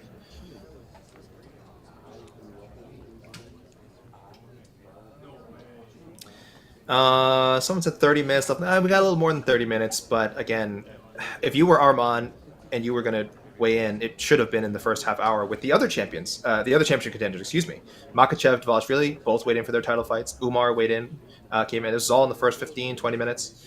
So Arman not being there, it wasn't all that surprising because I think he might have a tough cut, but so does Islam. Islam's an insanely tough cut to go into V5. So, yeah. I'm sorry, guys. Again, cannot confirm anything right now. We do not want to be the people who spread fake news, but rumors are floating. The main event is in jeopardy. Otherwise, we are also waiting for Diego Ferreira and Muin Gafarov. Do you want me to go over there and look inside the box just to check? Because I'm just assuming he's in the box. It's like psychological, He's like. But what if he's just? Yeah, but what if he's in there and he's just like he's not. No, it's like he's like not in good shape. What if he's in there? He's like not in good shape. I don't want to see that. This is Casey. This is Schrodinger's fighter. As long as Arman is in there, he is both ready for the main event and both not ready for the main event. Do you know what I mean? Once you look, it becomes real. So, I think that's how that works. Yeah. Philosophy is one of my strengths. I've always found. Should we go back about how no one loves you? Or should we focus? I think that's been understood. All right. You know what? Let me take this poll down just for now.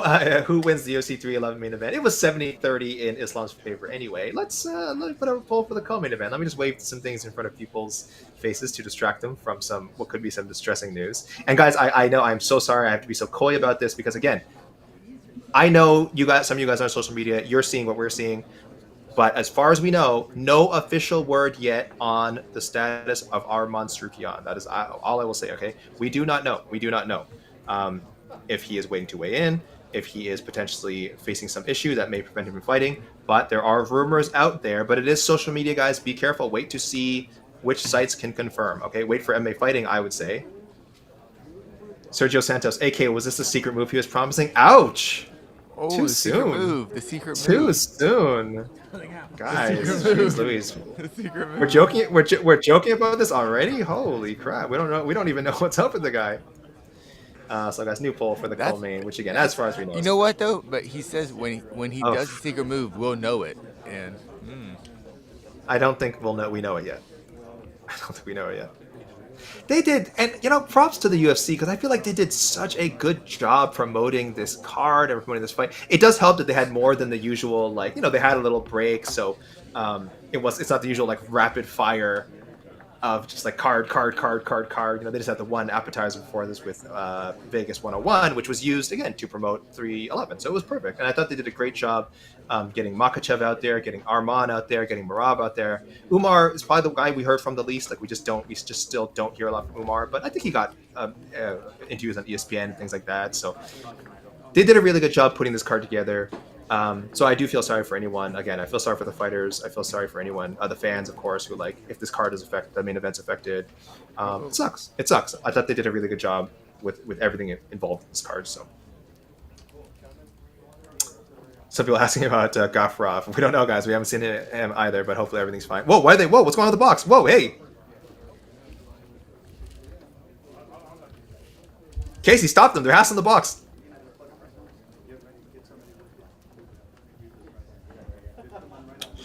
Oh, someone needs this. Someone needs it.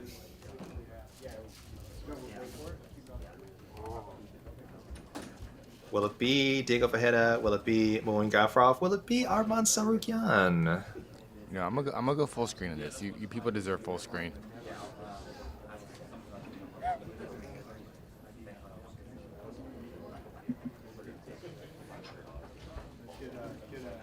This is exciting. Box is moving. He looks. The box looks a little annoyed. I'll be honest with you. Like whoever needs this, I don't know if the box is going to help you that much.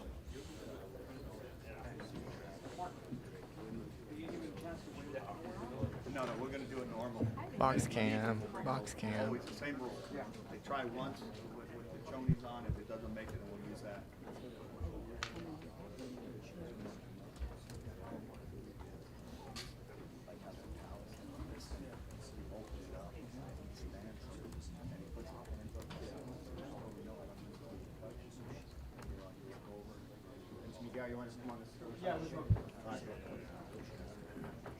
Unacknowledged. Anyone in the chat explain to newbies what the box is for? Well, for anyone who doesn't know, guys, it's they use it.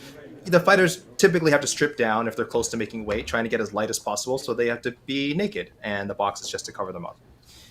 There was a time, guys, when it was just a haphazardly held towel that was used before they officially got a box that they realized that they could put a sponsorship on. It went from towel, they went to hoop.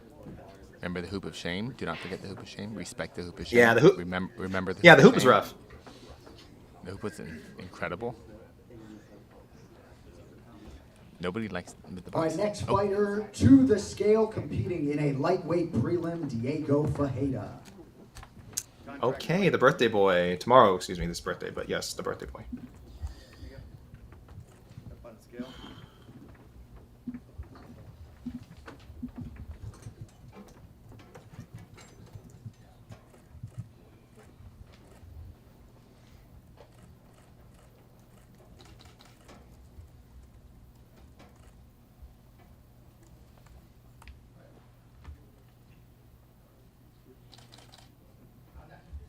Bring it over. Okay, just bring this over. Step back. Oh boy. I heard 3, so I don't know what the box is going to do here.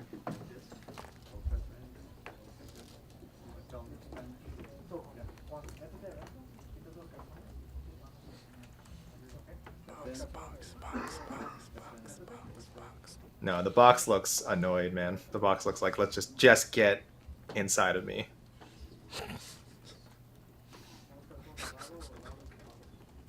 Up on the scale. Arms up. All right, he's in the box. There you go. We're good. Get away. Yes.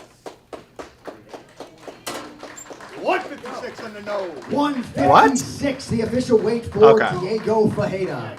Wow. Box of Redemption. Box of Redemption. The box. So they didn't. Clearly, they did not say 3 pounds over before. They must have. Yeah. Maybe said. Point three, We maybe. misheard. We missed. Point 3. Yeah. Point 3. Point 3. Say the line. Right here, this camera. 5 seconds. Oh, he's not looking. 3, 2, I'm not gonna say it yet, Casey. Good job, baby. Thank you. He wants to get off the scale right now. Oh my God. Yeah, he got a little bit of shake going on. He's trying his best. Oh He's trying boy, his help him, best. please help this man. That's not fun. 40 years young. 40 years young on Saturday, guys. Been cut weight for a long time. It does not get any easier. Yes, I'm sorry. Well, 156. He made it. He made it. His opponent, Grant Dawson, also 156, and that fight is official.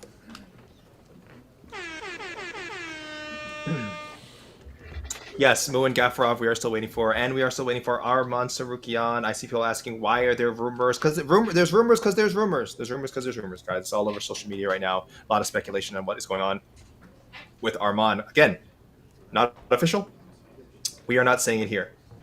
But be aware that this is the conversation. This is the conversation that is going on social media right now.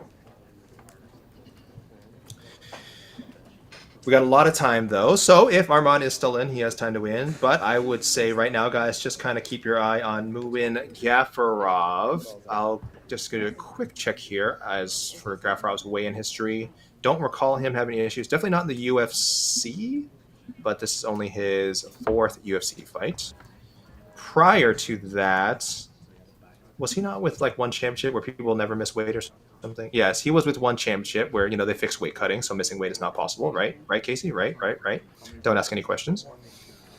I do not see, thank you to Tapology.com, I do not see a weight miss on his record. So let's hope everything is good.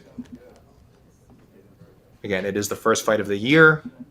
The holidays, I cannot imagine the havoc that it must wreak upon some of these fighters' schedules, their discipline. So I am, I'm sympathetic if they're having trouble making the weight. But you got to make it. You got to make it. Look at the poll right now. We got quite a bit of feedback. 60-40 in favor of Umar, which I think is actually a little bit better than the odds are giving him. Again, I'm not a gambling expert, guys. I'm certainly not a math expert, but I believe 60-40 would be under like plus 200 for Merab, like as underdog wise. Or sorry, I should say Umar would be less than a minus 200 favorite. I think in those circumstances, it'd be like minus 175, minus 160. I'm talking out of my ass. You guys know more than I do. People are asking about the. Oh, right. Sorry, I didn't even get into this. Yes, the backup situation. Well, guys, this is why we talked about it earlier. Really, I think very early on the show, Casey and I were saying it was odd that they didn't have a designated backup, though they don't necessarily use them. And we also mentioned that Dariush and Moicano both happen to make 155. Moicano, more specifically, currently on a win streak, very popular with fans right now. Seems like the man who would get the call. So, what do you guys think about that? If by some chance, Arman Tsarukyan cannot compete, how do you guys feel about Renato Moicano stepping up to the plate and fighting Islam Makhachev? Maybe that's my next poll. Do you want it? Do you really want it? So sorry, we're talking in the media here. Who can make 55? So yeah, me and the undefeated. Oliver. Oscar Willis. Oscar. Yeah. Oliver. Oscar.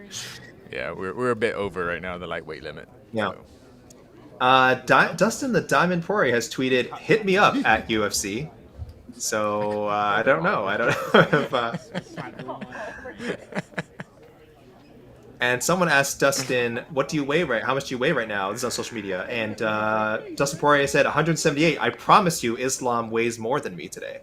So he's saying, just screw it. Just throw us in there in a rematch. Just let's have a first fight was great.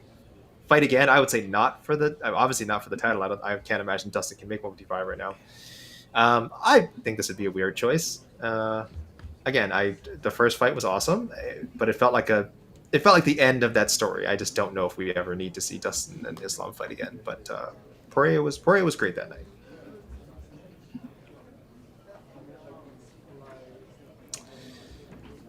All right, we are down to about half an hour left. Casey, let me try a rain dance. It's been an hour since the last one, so let's do a rain dance. See if we can shake out Muin or fingers crossed Arman. Arman, where are you, Arman? All right, so let me grab my keyboard here. See if it's in tune. Ding, ding, ding. All right, here we go. 3, 2, 1. Okay, a bit of a somber rundown here. Islam Makhachev, guys, the lightweight champion, MMA fighting's #1 pound-for-pound fighter. 154 on the dot, all good, ready for his title fight, whoever that may be. Was supposed to be against Arman Tsarukyan, who has not shown up. Internet, social media, rumors on fire right now about whether he is going to make the main event. I will let you guys investigate it yourselves. No official word from the UFC. No official word from us at MMAfighting.com. We are looking into it. Merab Dvalishvili, 134, the bantamweight champion. His first defense, he takes on the undefeated Umar Nurmagomedov, who came in at 135 and is pretty heavily favored. So the champ's gonna have a real chip on his shoulder heading into Saturday. Light heavyweights on the main card. Jiri Prochazka and Jamahal Hill. Prochazka 204.5, Jamahal Hill 205.5. Great fight on paper. Could give us the next UFC light heavyweight title challenger. I don't think either of these guys should leapfrog Magomed Ankalaev, but if you don't think Dana White would do it, I mean, Prochazka would be a bit weird. His third crack at Pereira. Jamahal Hill still waiting for another shot after, you know, he beat Glover. He beat Glover. Had to vacate because of an injury. Gets crowned by Alex Pereira. But, you know, one win away really from getting back in that title picture.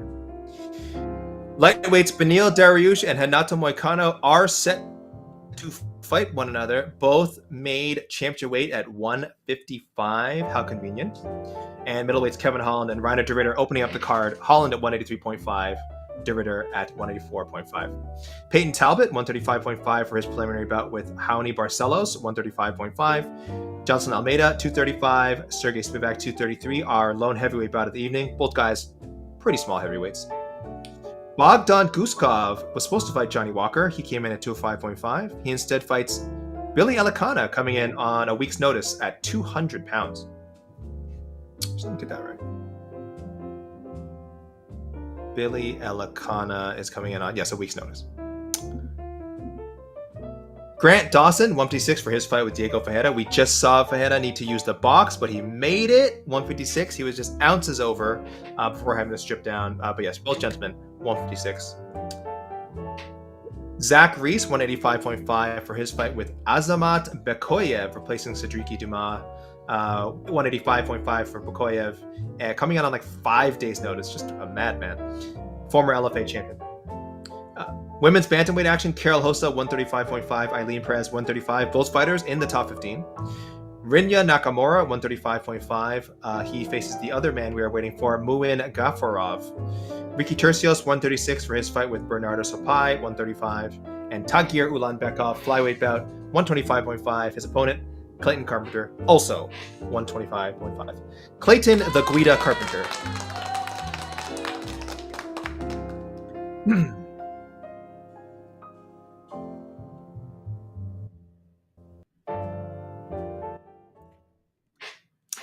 That's kind of a bummer. This is my first day playing the piano. That's my first day. No, it's good. It was great. Thank you. I'm a little shy, but you know. This is a bit unfortunate, coming off some pretty good vibes from UFC Vegas 101, a card that, like, you know, looked okay on paper and was pretty good in practice. Like, it just, I don't think it was the best card ever, but for the first UFC card, why do we always say that? It wasn't the best card ever. Every time you watch a football game, do you say that after the game ends? Because like, what was the best football game I've ever seen? Or if you watch a movie, well, I mean, it's not the best movie I've ever seen, but I will say, I hate cliches, and that is one cliche I am not proud of using a lot. I do say, oh, well, it wasn't the best meal I ever had, but, and it's like, well, obviously it wasn't the best meal I ever had. Thank you, Casey. You know what? That'll be one of my 2025. Not resolutions, but like sort of things to keep in mind on. Like, I am going to try and use that phrase list. Because last year I was harping on people for like, we need to stop saying GOAT. I was like, stop saying GOAT, just stop goating everything. It's driving me insane. And I think I did an okay job. I mean, that's carrying over to 2025 though. That's a phrase I just need to stop using. Everyone in sports especially needs to stop using the phrase GOAT. It is insane. So this one too, you're right. I'm going to stop using. Read your Slack. We got official notice. Oh, Lord. Dana White, guys. Dana White. Hold on. Breaking news. Hold on. Let me do the music. Do it. Breaking news from Dana White. Islam Makhachev will now be facing Renato Moicano for the lightweight title. It is official, guys. Money Moicano is now championship contender. Moicano officially. Beneil Dariush, unfortunately, I assume will have to be rebooked for another card. Hopefully he gets to show money. As for what happened with Arman, guys, again, we are not clear yet, but you can go to, again, if people are speculating on social media that he is injured. But regardless, we don't know the reason officially.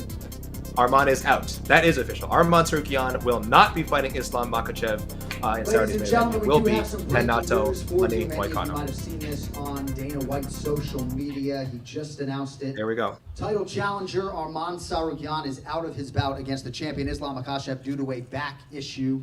Stepping in, though, for the championship fight will be the number 10 ranked contender, Renato Moicano. He has the longest active winning streak of anyone in that lightweight top 10. UFC 311, Makhachev versus Moicano. So one left to weigh in. Lewin, Guys, I don't know what to tell you. I apologize on behalf of the UFC, I guess, because I'm qualified to do that. But this is still a good fight. It's still a very good fight, just to stay on the positive side. But it really hurts to lose what on paper was probably going to be the best fight skill for skill of the year. I guess it depends what Ilya does next. I mean, his next fight, depending on the opponent, probably could be like truly insane on paper. But this was up there. I mean, Arman, just like when Makhachev and Volkanovski kicked off that 1 year, 2023 or whatever, last year, no, 2023, with like one of the fights of the year, and we're like, well, none's gonna top that skill wise. I think Makhachev Tsarukyan had that same potential. Now, guys, we're not gonna find out. We're not gonna find out on Saturday, unfortunately. I hope they can rebook this. Arman, I just checked. Arman is actually not in the box. I thought he was in the box the whole time. He wasn't in the box. He was, yeah. For anyone who was here from the beginning of that running gag, God bless you for hanging in there. Yeah, he's not in the box. All right.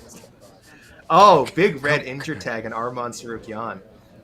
And yes, Renato Moicano will now face Islam Makhachev. And also for the record, Arman did not miss weight. Yeah, apparently. He didn't. This is true. I mean, technically speaking, he did not miss weight. We have a new main event. Yeah, we'll find out more. This hurt. Man, this hurts. This hurts, man. I mean, this really hurts, Mr. My best. I'm really feeling for my best friend. I told you. I don't cry for myself. I want to cry for my best friend, Mike Heck, because this was like how he was going to start off his year. But like Arman upsetting Islam Makhachev and him just crowing about it the rest of the year. He has Arman as on his fantasy team. That is his lightweight on his fantasy team. It's possible Arman, and our fantasy league only runs for 6 months, the first 6 months of the year. It's possible Arman, we don't know what the injury is, might not compete in the first 6 months. My best friend just lost his 155er, and listen, that is the nature of fantasy sports, but that is tough to swallow. This is just tough for everyone on so many levels. You really hope Arman is okay. Let's say that first of all, that it's not an injury that takes him out for a year, that he can recover fully, that everything's all right. He's a young guy, thankfully, one of the younger guys in the lightweight division. He will fight for the title. He will fight for the title. Whether it's against Islam or someone else down the road, we don't know. His time will come. It really sucks because it was win or lose. It was his moment on Saturday to prove that he was the best lightweight in the world, and he does not get to do that now. And we don't know how long it will be until he gets a chance to prove that again. What we do know is Islam Makhachev will be going for his 4th defense.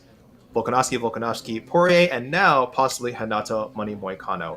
I see a lot of people saying Moicano is just going to smash. Maybe that's true. But Moicano has done a really, really good job of building himself up as a lightweight contender, both on the microphone, with the results. He scored some huge wins, just looking like, again, one of the top 5 guys in the division. I don't think I have him there. I don't think we have him there on MMAfighting.com. He is, let me see, in our consensus ranking, number 12. But that's really because he just hasn't fought enough guys ahead of him.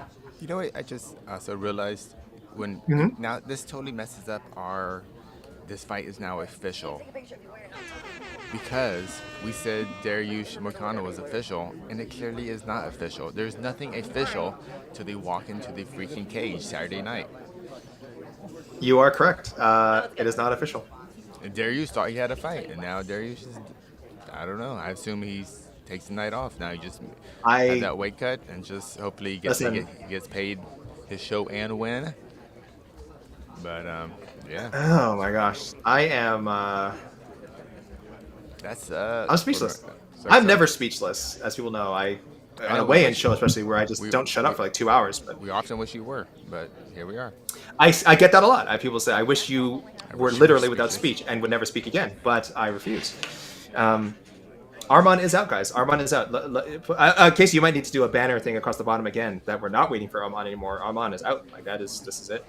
Do I have to do a banner of everyone we're not waiting for now? Just not when. I mean, you could just say he's out. I think I don't think we need to say we are not waiting for. I think Arman Tsarukyan is out. Is good. I will think that tells the story. I believe we're gonna have a live reaction for this. Don't quote me on that. We do have. We have a preview show right after this. So you have a preview show right after. Pretty much, yep. Well, you might have to start early because the people want to know what you think. They want to know what Jose thinks. They want to know what Jed thinks. Well, I don't know. Oh, sorry, Jed might not be able to. They want to know what my best friend Mike Heck. What's his take on all that?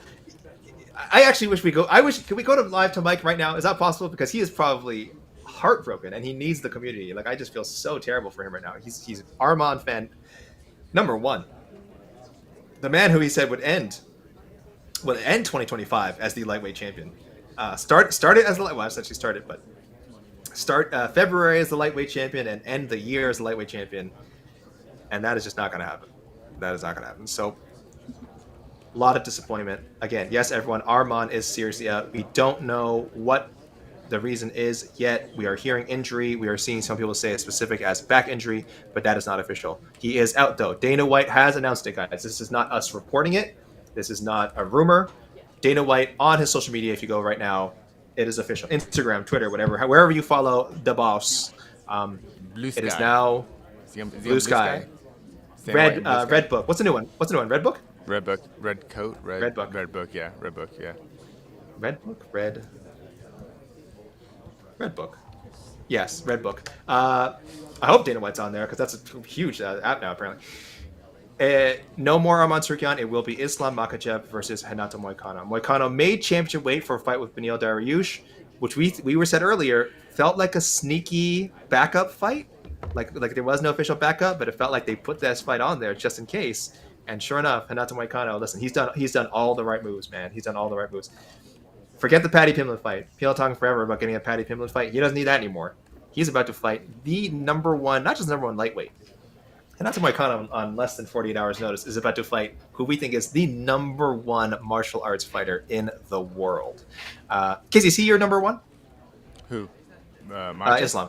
Yes. Yeah. Number one, yes. He is, okay. Because we're not, I don't think it's, is it unanimous? I don't think our rankings it's unanimous. I think some weirdo's got John Jones. No, not anymore. But I do think there's a Tuporia and there's a Poatan in there, which is I mean, fair. I think Islam's the best, but I get it. I get the argument for both. Topuria, I can see. Joseph Boza, money has won 6 in a row at lightweight. Yes, AZ Ray videos. I'm sure Moicano will survive at least 4 rounds. That's an interesting over to take. Moose Raka, Money Moicano, don't lose. What is Moicano's last loss? He's won 4 straight. His last loss was to... Oh, yes, that weird RDA 160-pound fight that he took on, like, no notice for some reason and just got completely destroyed. But I remember when that fight happened, we were all like, Moicano just should not take this fight. Like, this is such a terrible fight for him to take under the circumstances. And since then, 4-0. Some great wins in there. Drew Dober as a top 15 guy when he beat him. Jalen Turner as a top 15 guy when he beat him. And Benoit Saint-Denis. So the reason he's like, I think some people would put Moicano in the top 10. He just hasn't beaten a top 10 guy yet. And now he gets the number 1 guy. So interesting stuff, man. This business is crazy. What do we say all the time, man? There's nothing like combat sports. It is just pure chaos. What are we guessing? Chaos machine. What are we guessing the line is for the new main event? Makhachev minus 800? Oh God, that's a great question. What will the line be for the main event? I could see it being even higher. Yeah. No, well, I don't know, but Moicano was good though.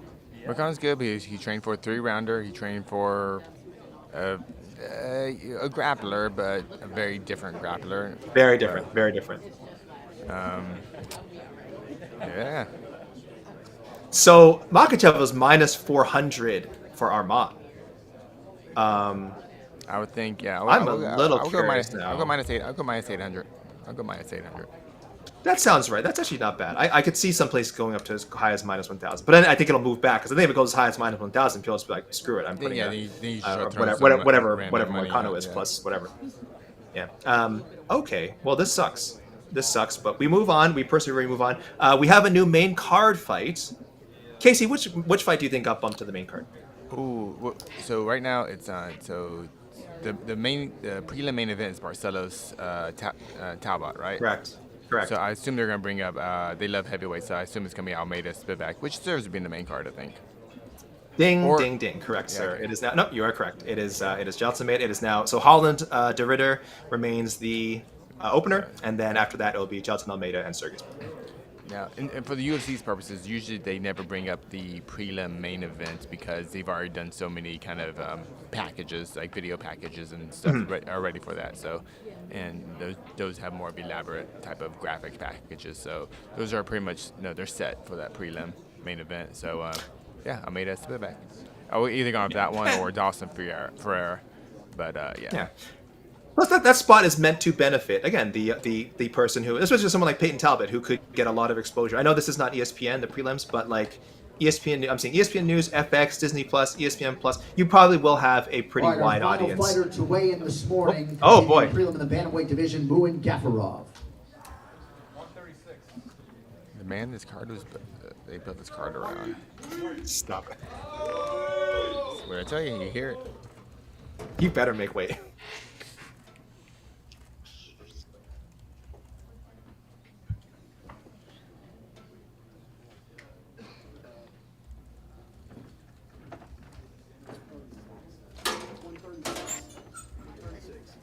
Let's go!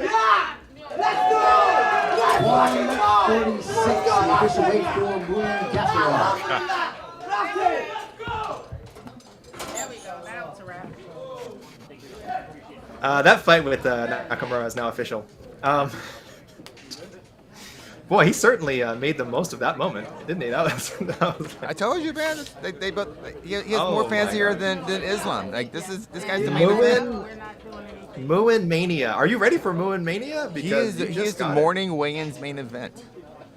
Well, Casey, let's do an awkward little rundown here because it's not quite going to match your graphic. All right. Let me pull up my keyboard and 3, 2, 1. All right, I don't want to keep people here for too long. Islam Makhachev is on weight for the main event, 154, the lightweight champion, but his opponent Arman Tsarukyan is out with an injury. So Islam Makhachev will now fight Renato Moicano, who weighed in at 155 pounds originally for a fight with Beneil Dariush, who also made 155. Beneil, we assume, hopefully will be paid some sort of show money and be rescheduled for a fight soon. But that was a great opportunity for both guys. Now Dariush has to wait for what's next. Moicano moves into an even greater opportunity, fighting for the lightweight championship of the world. Again, your new main event, Makhachev versus Moicano. Tsarukyan is out. The co-main event, Merab Dvalishvili, Umar Nurmagomedov. Dvalishvili 134, Umar Nurmagomedov 135. Jiri Prochazka and Jamahal both made weight for what could be a number one contender fight at light heavyweight. Prochazka 204.5, Jamahal 205.5. The new fourth fight down from the top of the card will be a heavyweight bout between Jailton, Almeida, and Serghei Spivac, originally set for the prelims, of course, now stepping in to replace the Dariush Moicano spot. Almeida 235, Serghei Spivac 233, and still opening the main card, a middleweight bout between Kevin Holland and Reinier De Ridder. Kevin Holland 183.5. Reinier De Ridder 184.5. Closing out the prelims, Payton Talbott 135.5, Raoni Barcelos 135.5, Bogdan Guskov weighing in at 205.5 for a fight with late heavyweight replacement Billy Elekana, who came in at just 200, likely eyeing a move down to middleweight. He's replacing Johnny Walker on a week's notice. Grant Dawson, 156 for his fight with Diego Ferreira, who also was 156. Zachary, 185.5. He takes on newcomer Azamat Bekoev, who also came in 185.5. Bekoev, a former LFA champion, stepping in on 5 days' notice as a replacement for Cedric Dumas. Carol Hossa, 135.5. Her opponent, Eileen Perez, 135. And more bantamweight action, Rinya Nakamura, 135.5. Muin Gafarov, who we just saw, 136. More bantamweights, Ricky Tercios, 136. Bernardo Sopai, 135. They have no shortage of replacements if they want to throw a rando into a fight with Umar or Merab. And the flyweight opener, Tagir Ulanbekov, 125.5. And Clayton the Guida Carpenter, 125.5. That is it, guys. That is your official weigh-in for UFC 311. Casey has said we will have a preview show at 2:30 Eastern time. I do wonder, are you guys not going to hop on earlier to react to all this insanity? So why are we're gonna do a reaction 30 minutes before we do our reaction? And then, and then the previous show is a reaction to a reaction. So like to your own reaction, like, you know, how about the show and how did you guys do? And people want reactions, Casey. Hot takes. Don't question it. I hear hot takes, Randy. reactions, reacts on reacts on reacts on reacts. Okay. Other than that, ceremonial weigh-ins will be later today as well. You guys can check out that footage and watch a Q&A tomorrow. All our great coverage at MMAfighting.com. We got a lot of stuff to write about. Thank you, everyone. Thank you, Casey, of course, on site. Thank you, everyone who tuned in. You guys are the best. And have fun at the fights tomorrow. I know it's the card has been changed up, but I know a lot of you guys are still planning to watch, so enjoy yourselves. Take care.